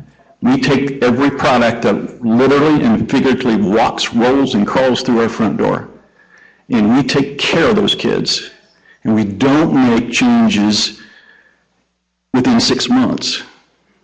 We make changes that make a lot of sense.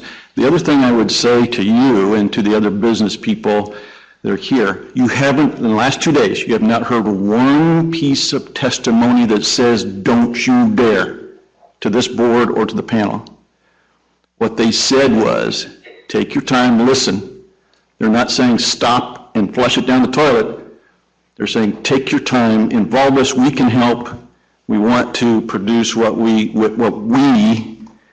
and you need in the way of employees.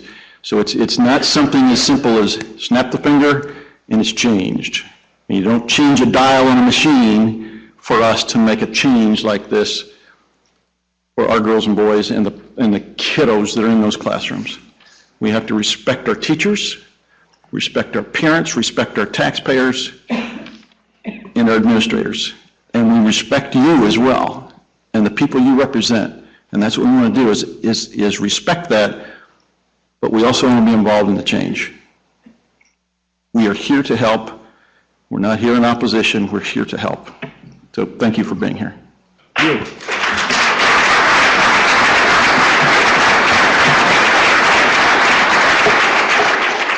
I just have one more comment. I've been in all 50 states and 5 continents, dozens of countries, and I've seen what happens when we don't have a skilled workforce and the economy dries up. I know what the quality of life looks like, standard of living. That's not what we want. Manufacturing and business is a driver of our economy, and we need a skilled workforce, and I think that's absolutely critical. But I want to really impress on the need for business to be active in working with our schools. Okay?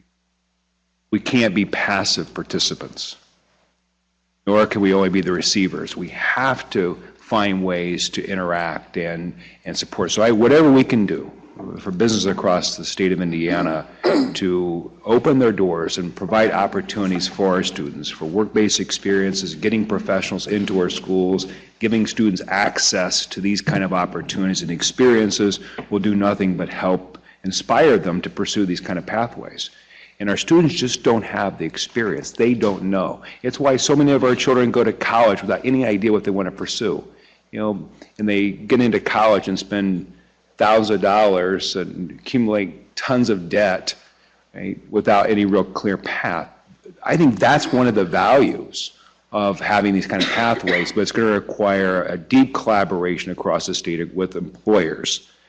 So I really encourage us to find ways to work together and to incentivize all of us to align for the economic prosperity of our students and the economy of our state. That's why I'm here today. I know, I think I'm the so- first person to testify before this board from the IMA. So that's because of the urgency, which I hope I've expressed on this issue for our members in the economy. And you're going to express that urgency to your 1,000 members as well, correct? Already have. Good. They don't need to express it to them. I mean, I'm here because of our membership. Yeah, I think, I'm thinking, what are the opportunities for us to come together as educators, as a business community, us to get in the same room and just work through these kind of issues and have candid conversations about this and just figure out what does this look like and how do we support one another. It can't be us and them.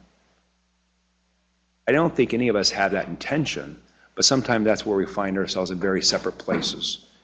I would like to see a day where we just come together, just work this out and figure out what are the pathways. We all have realities. There's always a cost benefit. I mean, you talk about making business decisions. No business makes a decision that's going to lose you money, right? No one projects. A lot of them do, unfortunately. But I would say that's also bad decision making. You don't do that intentionally. Right. But there is something intentional about building a workforce. Right? And these are things we can control. And we just have to get that right on the front end. And I think the opportunity is there right now for us to do that. So anything we can do to collaborate, I hope that we are willing to do that. So, of course. Thank you. Yes. Thank you. Jason Chu, followed by Terry Spradlin. Good morning. My name is Jason Chu. I'm the principal at North Putnam High School, a rural high school in west central Indiana.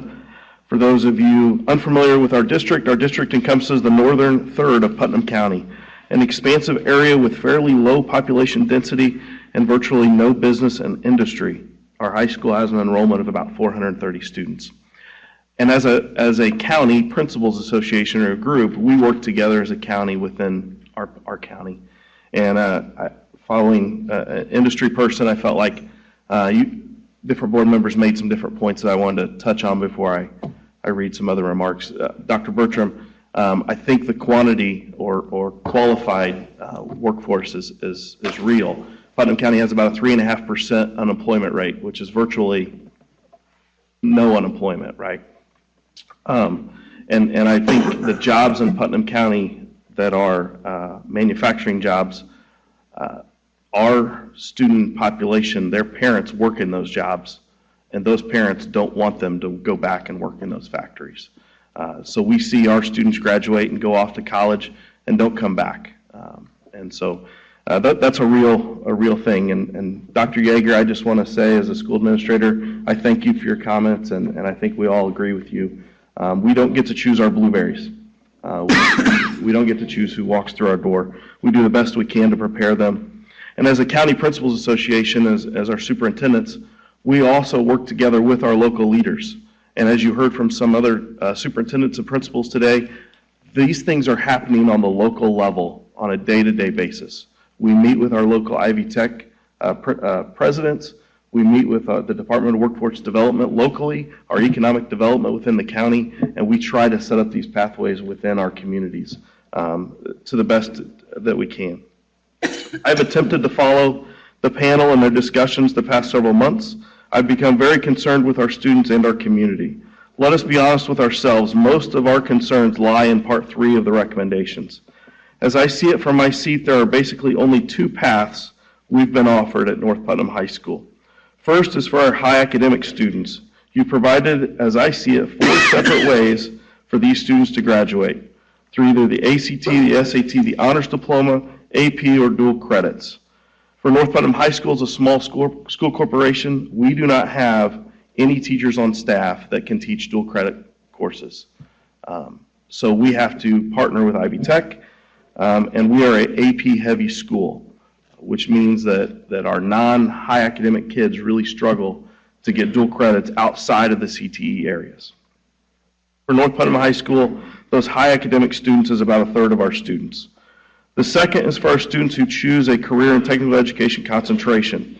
That's another third of our students. The remaining students, in order for them to graduate, will most likely have to be moved into a CTE track. In my opinion, this will flood these programs with students with much less interest and with weaker skills. The recommendations to move to a college entrance test as a graduation requirement is also worrisome for me. I fear waiting until a student's junior year is too late to help them determine their graduation pathway. Accountability personnel at the state also indicate that we would still have a separate accountability test that covers all of the Indiana standards. This feels like additional testing, not less testing. Here are some questions as well as some additional things for the board to look at. Could we add passing the iLearn ECAs as graduation pathway?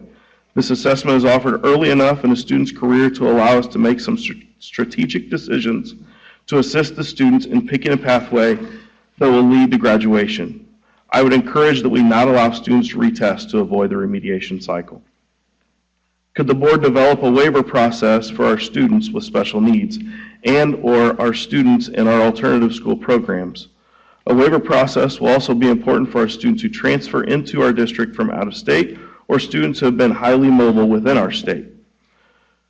What could be added for our current Core 40 students who would not meet any of the current pathways? What about our fine arts students?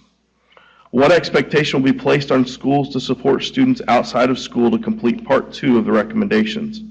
Will we be providing transportation to work sites? Will we be hiring job coaches for our students?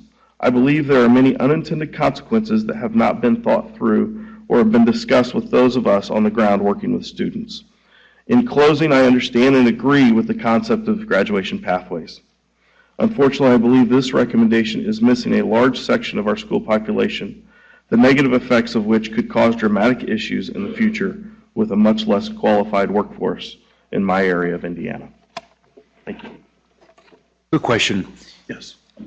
Thank you for your comments.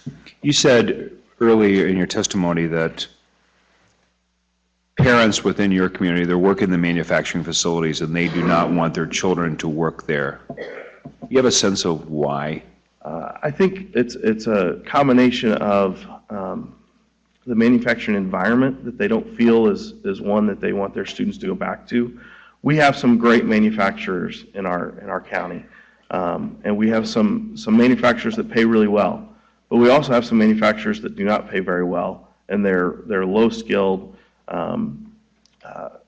very tedious positions, and I think our employees of those places want more for their students. They have higher aspirations for those students. That's my belief. Thank you. Carrie Spradlin, followed by Amy Lunsford. Good morning, members of the State Board of Education.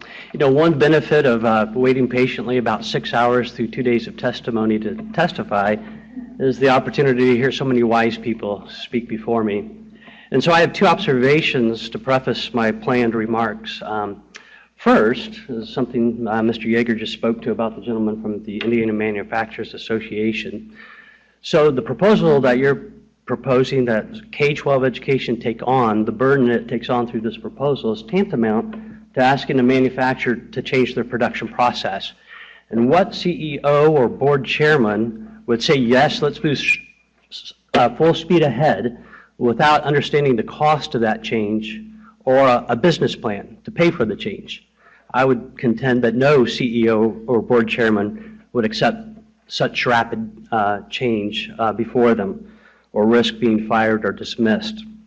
The second observation is the seismic proposal before you that you're about to take action on you'll be taking that action on wholly inadequate information. Again, you will be taking action on wholly inadequate information before you. So let me explain. So again, good morning. I'm Terry Spradlin, Executive Director of the Indiana School Boards Association. And thank you for this opportunity to remark on the current and final draft of the graduation pathway recommendations. As a matter of information, I have sent to the Indiana School Boards Association membership previous drafts of the recommendation and requested feedback. Subsequently, I submitted to the Pathway Panel 2 sets or compilations of remarks for my membership. In addition, ISBA has provided public comment at the last 2 Pathway Panel meetings. In summary, I want to share with you the following observations. First, we previously expressed support for the locally created pathway to be approved by the State Board of Education as a component of the post-secondary education competencies, and believe it is essential to maintaining local flexibility and creativity driven by available resources and community support. However, we're quite concerned about the memorandum the State Board of Education staff provided yesterday and the guidance in this regard that you did remove from the agenda, so thank you for doing that. Again, that is wholly inadequate, that proposal that was before you. It called for planning grants, which is wonderful, but it only called for the creation of 10 to 15 planning grants at $150,000. Every school corporation, with the heavy lifting that this proposal requires, will need support and planning to do this and do it correctly. So every school district should be eligible for a planning grant. So that should come at the fiscal impact cost of $4 million to include charter schools. And that's wholly inadequate and lacking in this proposal. Second, the recommendations are still silent on any waiver provisions, and the pathway recommendations add significant requirements, hence the Diploma Plus, and raise the bar to make graduation a higher threshold to reach. Waiver provisions are appropriate and are necessary to ensure the unique needs of English language learners, special needs, and at-risk children are considered. The pathway options are inadequate in addressing the learning needs and objectives for disadvantaged students. By all estimations given to you over 6 hours of testimony, graduation rates will decline with these burdensome hurdles.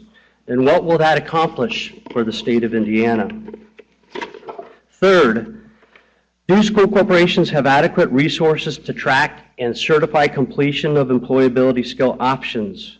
Tracking of all components of the proposed pathway system will create additional administrative burdens that should be analyzed with a fiscal impact study.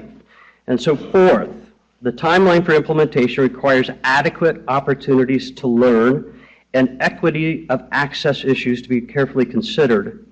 In my previous written correspondence, I asked for a delay in implementation until the 2019-20 school year, and in the interim, a survey of school corporations to be conducted by the Department of Education should be done to discern readiness for implementation.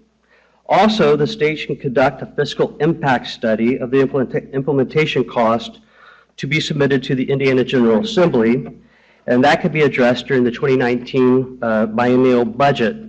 Yesterday, I heard policymakers say that it's customary for policy to be proposed, regulations to follow, and that funding will ensue. But, you know, the reality is legislators always have a fiscal impact statement with every bill they consider. And if there's a sizable fiscal impact, guess what? If it makes it out of Education Committee, it gets reassigned to Ways and Means or the Appropriations Committee. They have that information to make a fully informed decision, which you lack. You have no information whatsoever about the fiscal impact cost of this proposal. So you should pause to gather that information. There are many other questions. We'd like to be a part of the solution. We have a lot of ideas that we'd like to share with you, given the opportunity. Thank you very much. Amy Lunsford, followed by Sadie Landrum.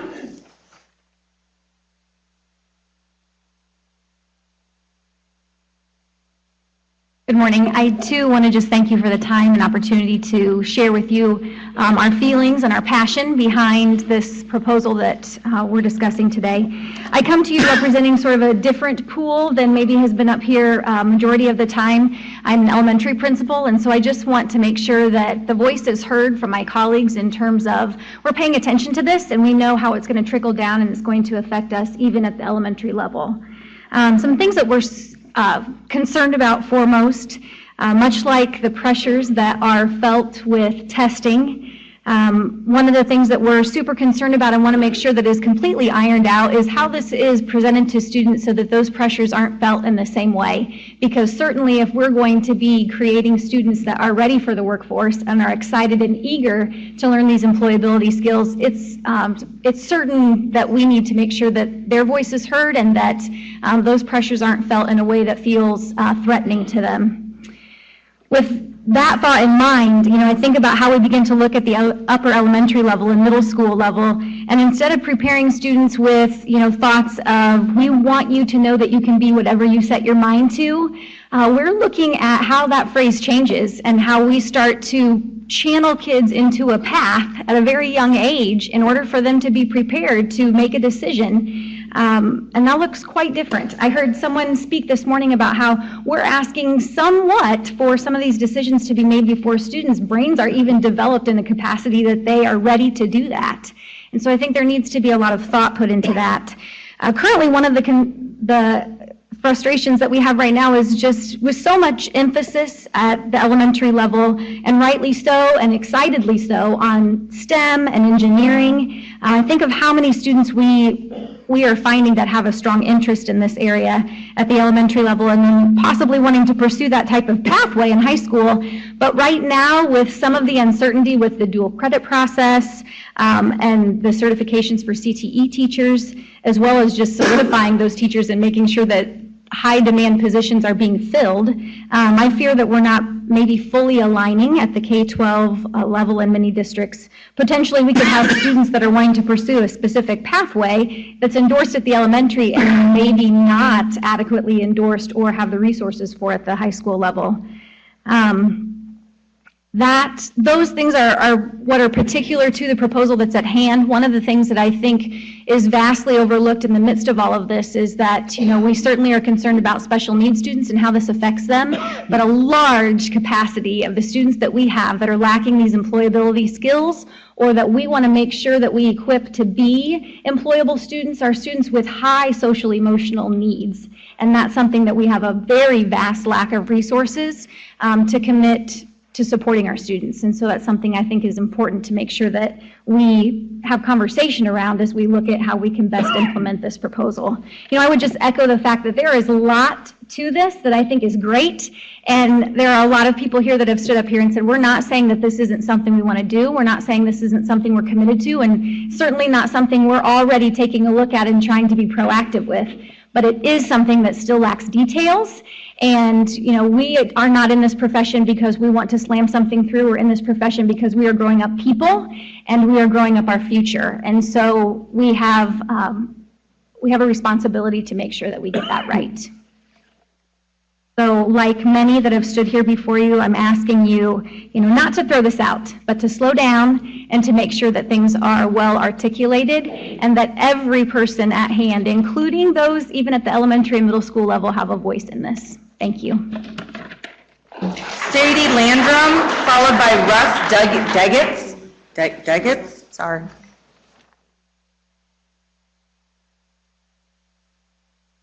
Good morning, and again, thank you for your time. My name is Sadie Landrum. I'm the Director of Guidance at Huntington North High School just south of Fort Wayne, Indiana. First of all, I want to make a comment. This morning, someone said that graduation is not the goal. I disagree.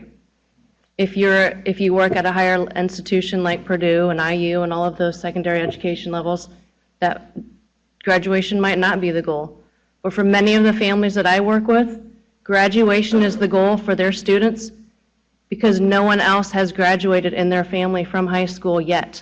So graduation for their child is a huge milestone, and it is the ultimate goal for those kids.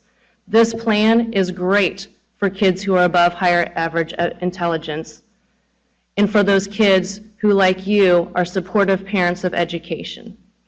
But we have many kids in this state who are average learners pushing hard to graduate high school, and those are the kids who could be left behind because they cannot check a box.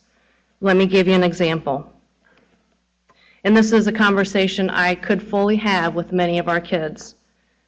It's the week before graduation, and I will have to call a parent and say, I am sorry, your student cannot graduate. I know they were trying to be an academic honors diploma student, but they fell just short of the GPA requirement. I'm sorry that they took just 2 AP courses and did okay in those, but they needed to have 3 AP courses to check the box. I'm sorry that they've taken the ACT twice and the SAT twice, but they did not make the college cut scores that were set by the state of Indiana. I'm sorry that your son or daughter has completed an internship and knows fully well what they want to do, but we cannot give you a high school diploma because you did not mark all the boxes.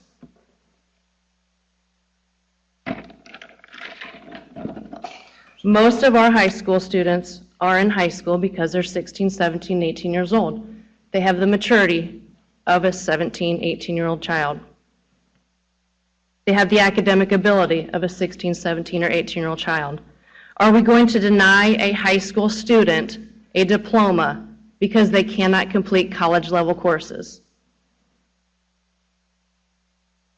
Are we going to deny a student who has special needs or low average ability because they cannot pass a certification test in a CTE course because there are no accommodations for that test?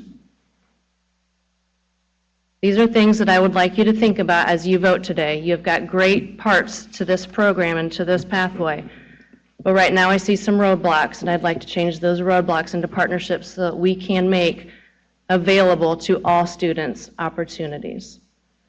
If this pathway goes through, I will be hard-pressed to stay in my position, knowing that I am calling parents and telling them that even though your student completed 56 credits out of 56 credits, they cannot graduate high school. And I'm sorry, but there are no jobs available because you don't have a diploma.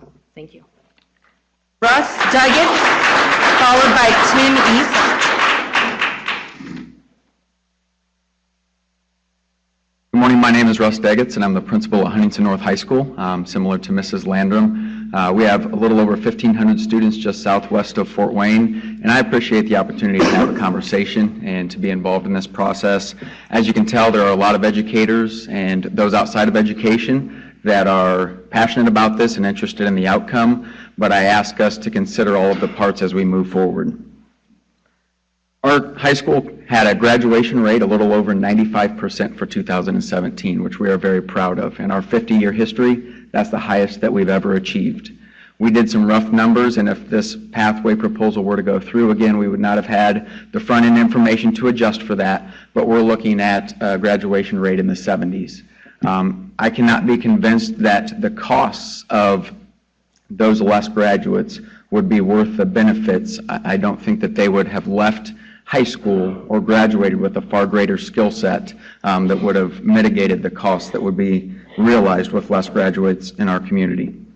As I discussed this with our parents, students, other community members, and tried to keep them informed and educated on this process, I faced a lot of fear, trepidation, confusion from them as they just didn't know what to make of it. And I assured them that our school will continue to do what's best for students, and we will. But I can implore you to understand that that conversation becomes more difficult as we see things that maybe don't make sense to us as educators. We can fight the good fight. We can kind of try and make that sales pitch, but ultimately we want to do what's best for students, and sometimes requirements and recommendations don't fit that bill. As I've listened this morning, I've heard some concerning terminology, and I know that some of it may have just been word choice or semantics, but I ask you to think about what this means, because sometimes there can be a lot said in what we say. It can be an indication and a window to the fact that we are maybe a little off center for what our true goal and what our true purpose is. I've heard terms this morning like strategy, politics, checking a box, and products. I suggest that those terms have no place in education. I'm also concerned that we're taking opportunities that we've talked about with our students and making them requirements. And we all understand how teenagers do when they're required to do something, correct? It can be a motivation and creativity killer. Again, I work with over 1,500 teenagers, high school students each and every day, and I feel called to do it and I'm passionate to do it. But sometimes these types of things cause frustration for them and frustration for us. I don't want to belabor the point, and pardon the pun, but building on Dr. Downs' illustration earlier, when he worked some part-time construction with his father, I too did that with my grandfather over a series of several summers. And the one lesson that he taught me that I have applied in my life each and every day: measure twice, cut once. I'm not sure that we're done measuring yet. I think there's a lot to be measured with this proposal. with this process and how it impacts our students. So I implore you, before you cut, before you vote, think about, have we fully measured? Thank you. Tim East, followed by Jason Bierce.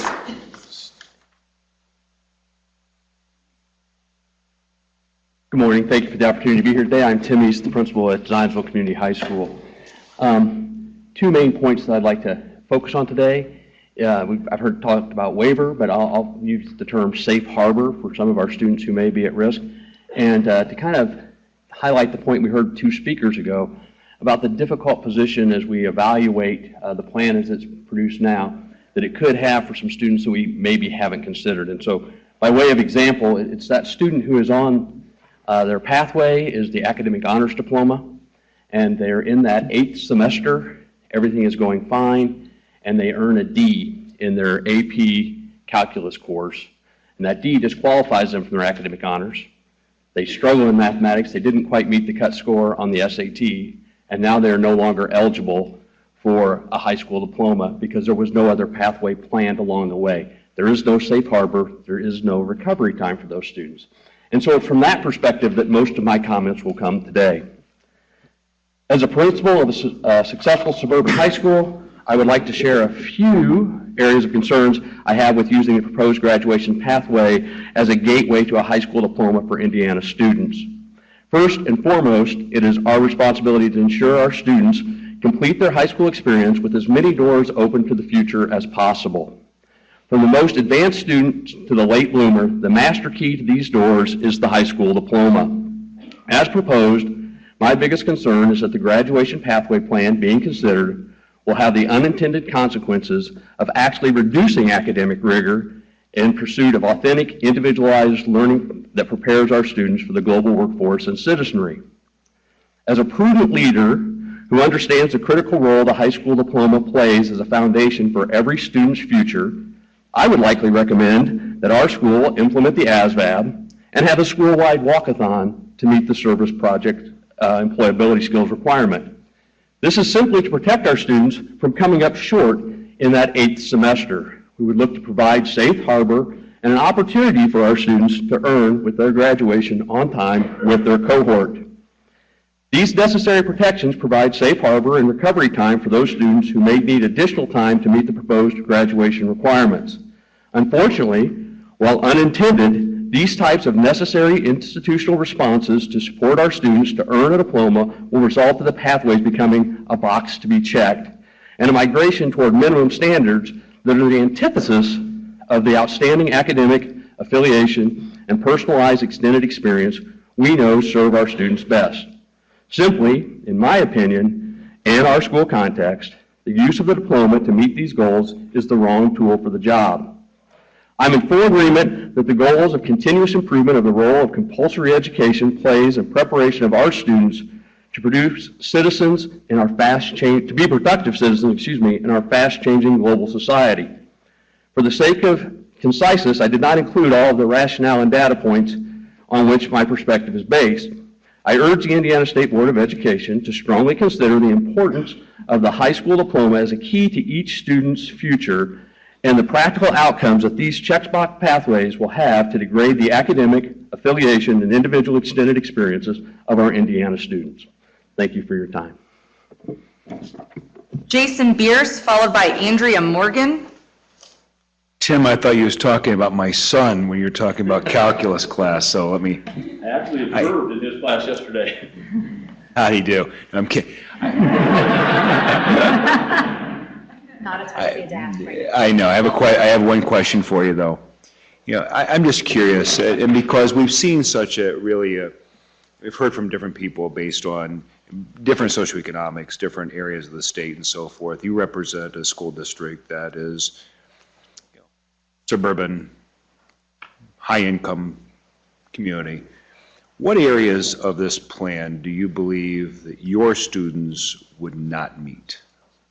Well, for 65% of our students, they're going to earn the academic honors diploma. That would be a category where we focus mostly. We're a high academic school. 96% of our students are headed to a 2 or 4 year college. We have a lot of eggs in that basket. But I think it's kind of that individual student I was concerned about. I think I think we will get most of our students over this.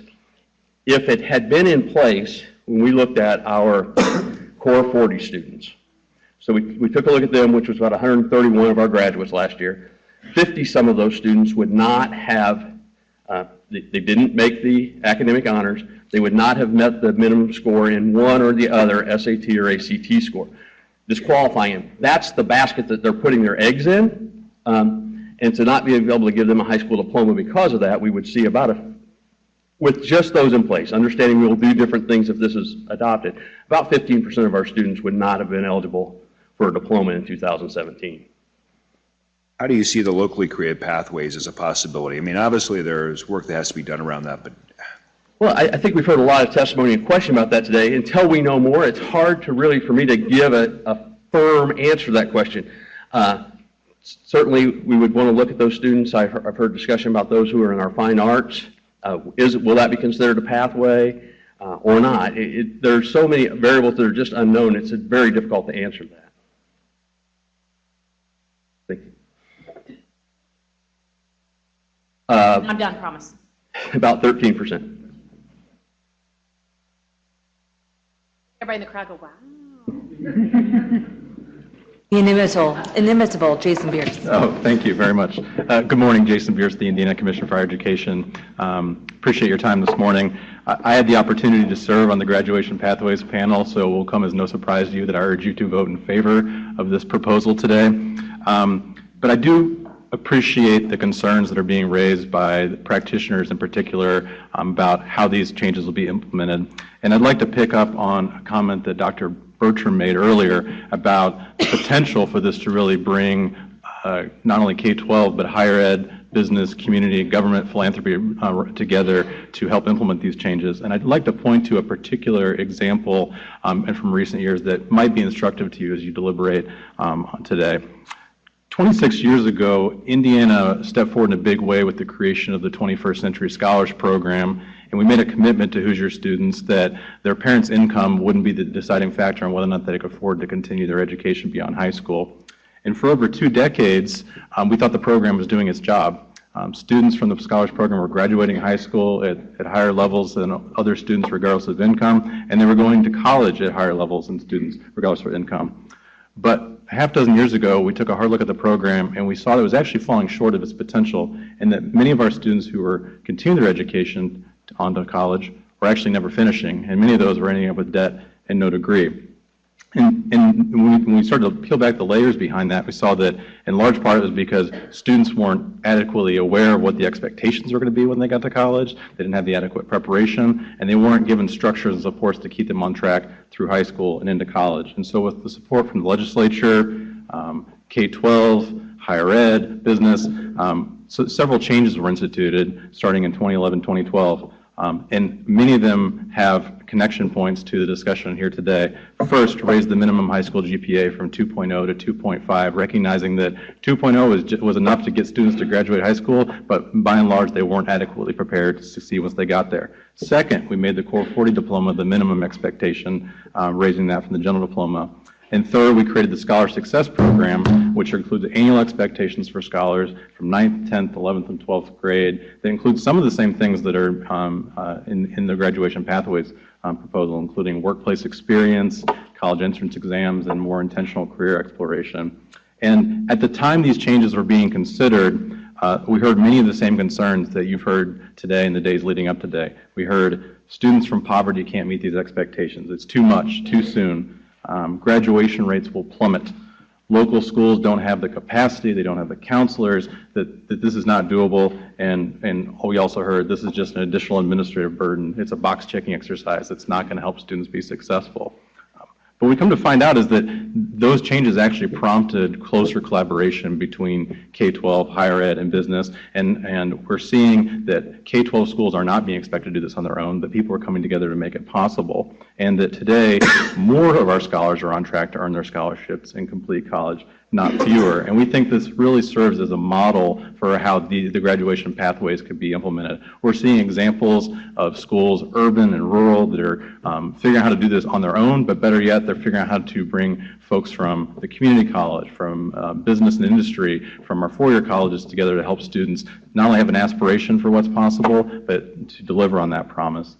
And I understand the temptation to delay, to take our time, but I would commit to you that the data is abundantly clear in terms of what needs to be done, and that delaying the inevitable is not going to be in the best interest of our students or our state. Thank you.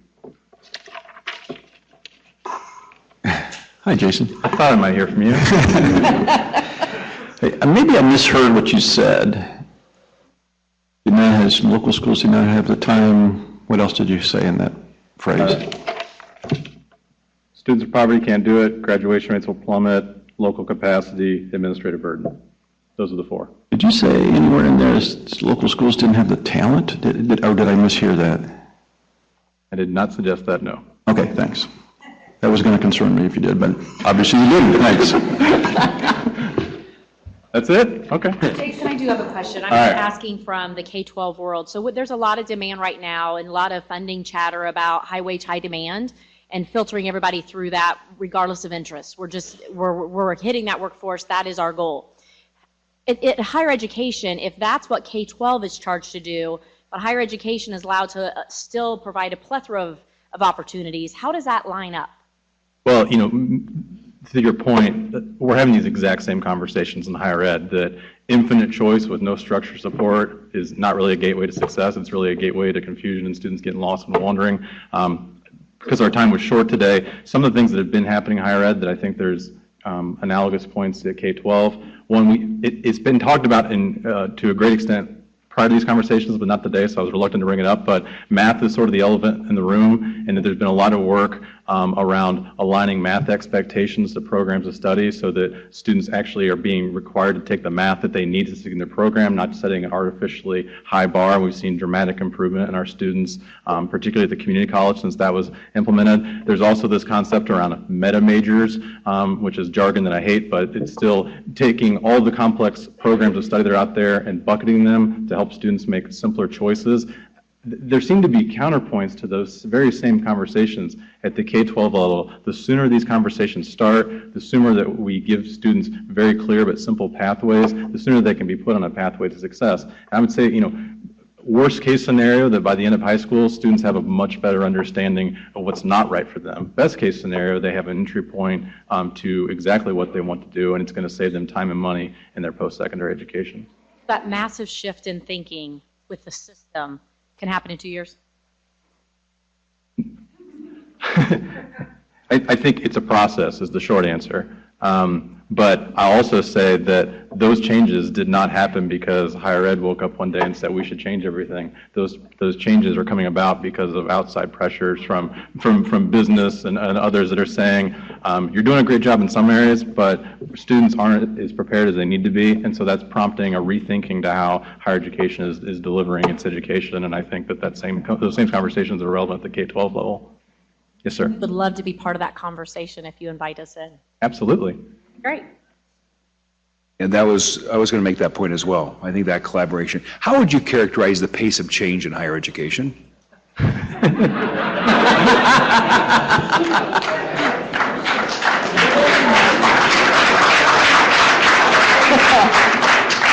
Slower than it needs to be.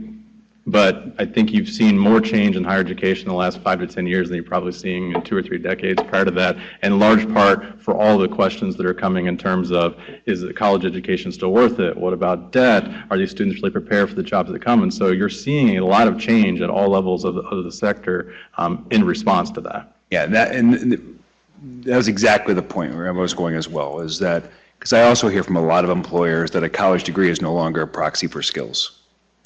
Some of the same issues that we hear from K-12 into the workforce, we hear from college to the workforce. And I'm questioning, how do we reconcile that and ensure that our students are actually, one, prepared. I think part of the pathways, hopefully, is prepare students for high demand, high wages, so that they have that economic prosperity ahead of them. But we also then have to ensure that they're going into college majors that provide that outcome. How we inform our students about those outcomes. I mean, for instance, just saying, well, here's the placement rate of our students, here's the average wages of our students upon graduation, mask a lot of majors in which students aren't necessarily employed in their major, or the earnings are not aligned with those high demand jobs. I'm just curious of how we can also inform our students about these kind of decisions much earlier. Because they're making some very important decisions early on, thinking about what this looks like, and they get ready for college, and they don't have the skills to pursue some of these high demand areas. And I think incumbent upon us in higher education, I believe, to help inform this. So I think that collaboration with K-12 is going to be very critical. I couldn't agree more. My last question is, from the Commission of Higher Education in Indiana, and I know it's specific to Indiana because it's going to be different in every state, is the focus more on the high wage or high demand?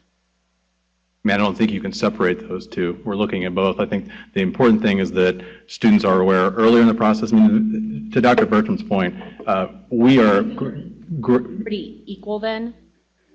I mean, it comes down to student choice, ultimately.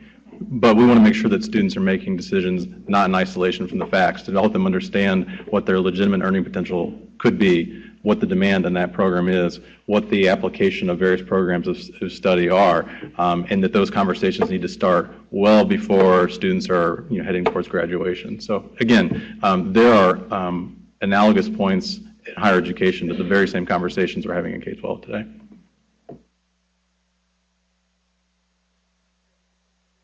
On one more than the other? I mean, that's a very personal. We need high wage, high demand. We need higher levels of education level to meet the economic demands. There's not a simple answer to that question in terms of are we weighting one more than the other. They're both important. Well, just for economic supply and demand would suggest the price would go up with demand, correct? As demand would increase, we would see prices go up or wages go up, right? So there should be some parallel between those two. Sure, and we've actually done a lot in this area in terms of trying to help show what's happening to our students once they get to higher education in terms of not only complete, but we do annual reports around college completion as well as return on investment. Are they graduating? Are they employed? What are their earnings levels? And to what degree is there alignment between what students are studying and the industries that they're working in? And there are areas for improvement there. There's no doubt about it. Yes, like one of the only professions that defies economic logic is education. High demand, low wages. And we can fix that too, right, Jason? Together we can do anything, Vince.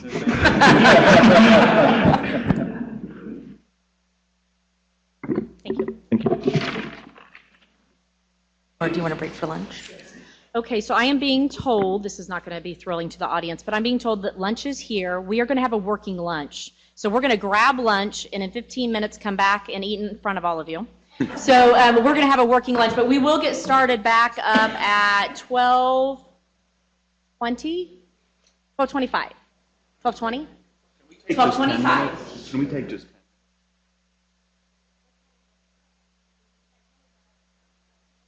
So Andrea Morgan, please be ready to go next with Troy Albert. Point of order, Madam Chair. Are we going to do the executive session? I'm sorry, I was told that there will not be an executive session because of some statutory issues. It'll be at the end of the day potentially, so I apologize. I just found that out, but I'm being told now 12:20 is, Gordon is saying come back by 12:20 and we'll be ready to go. Grab lunch 12:20. I'm sorry to interrupt you. Oh, I'm sorry, who's up next? I just wanted to say, Andrea Morgan, please be ready with Troy Albert afterwards. I just didn't want to interrupt.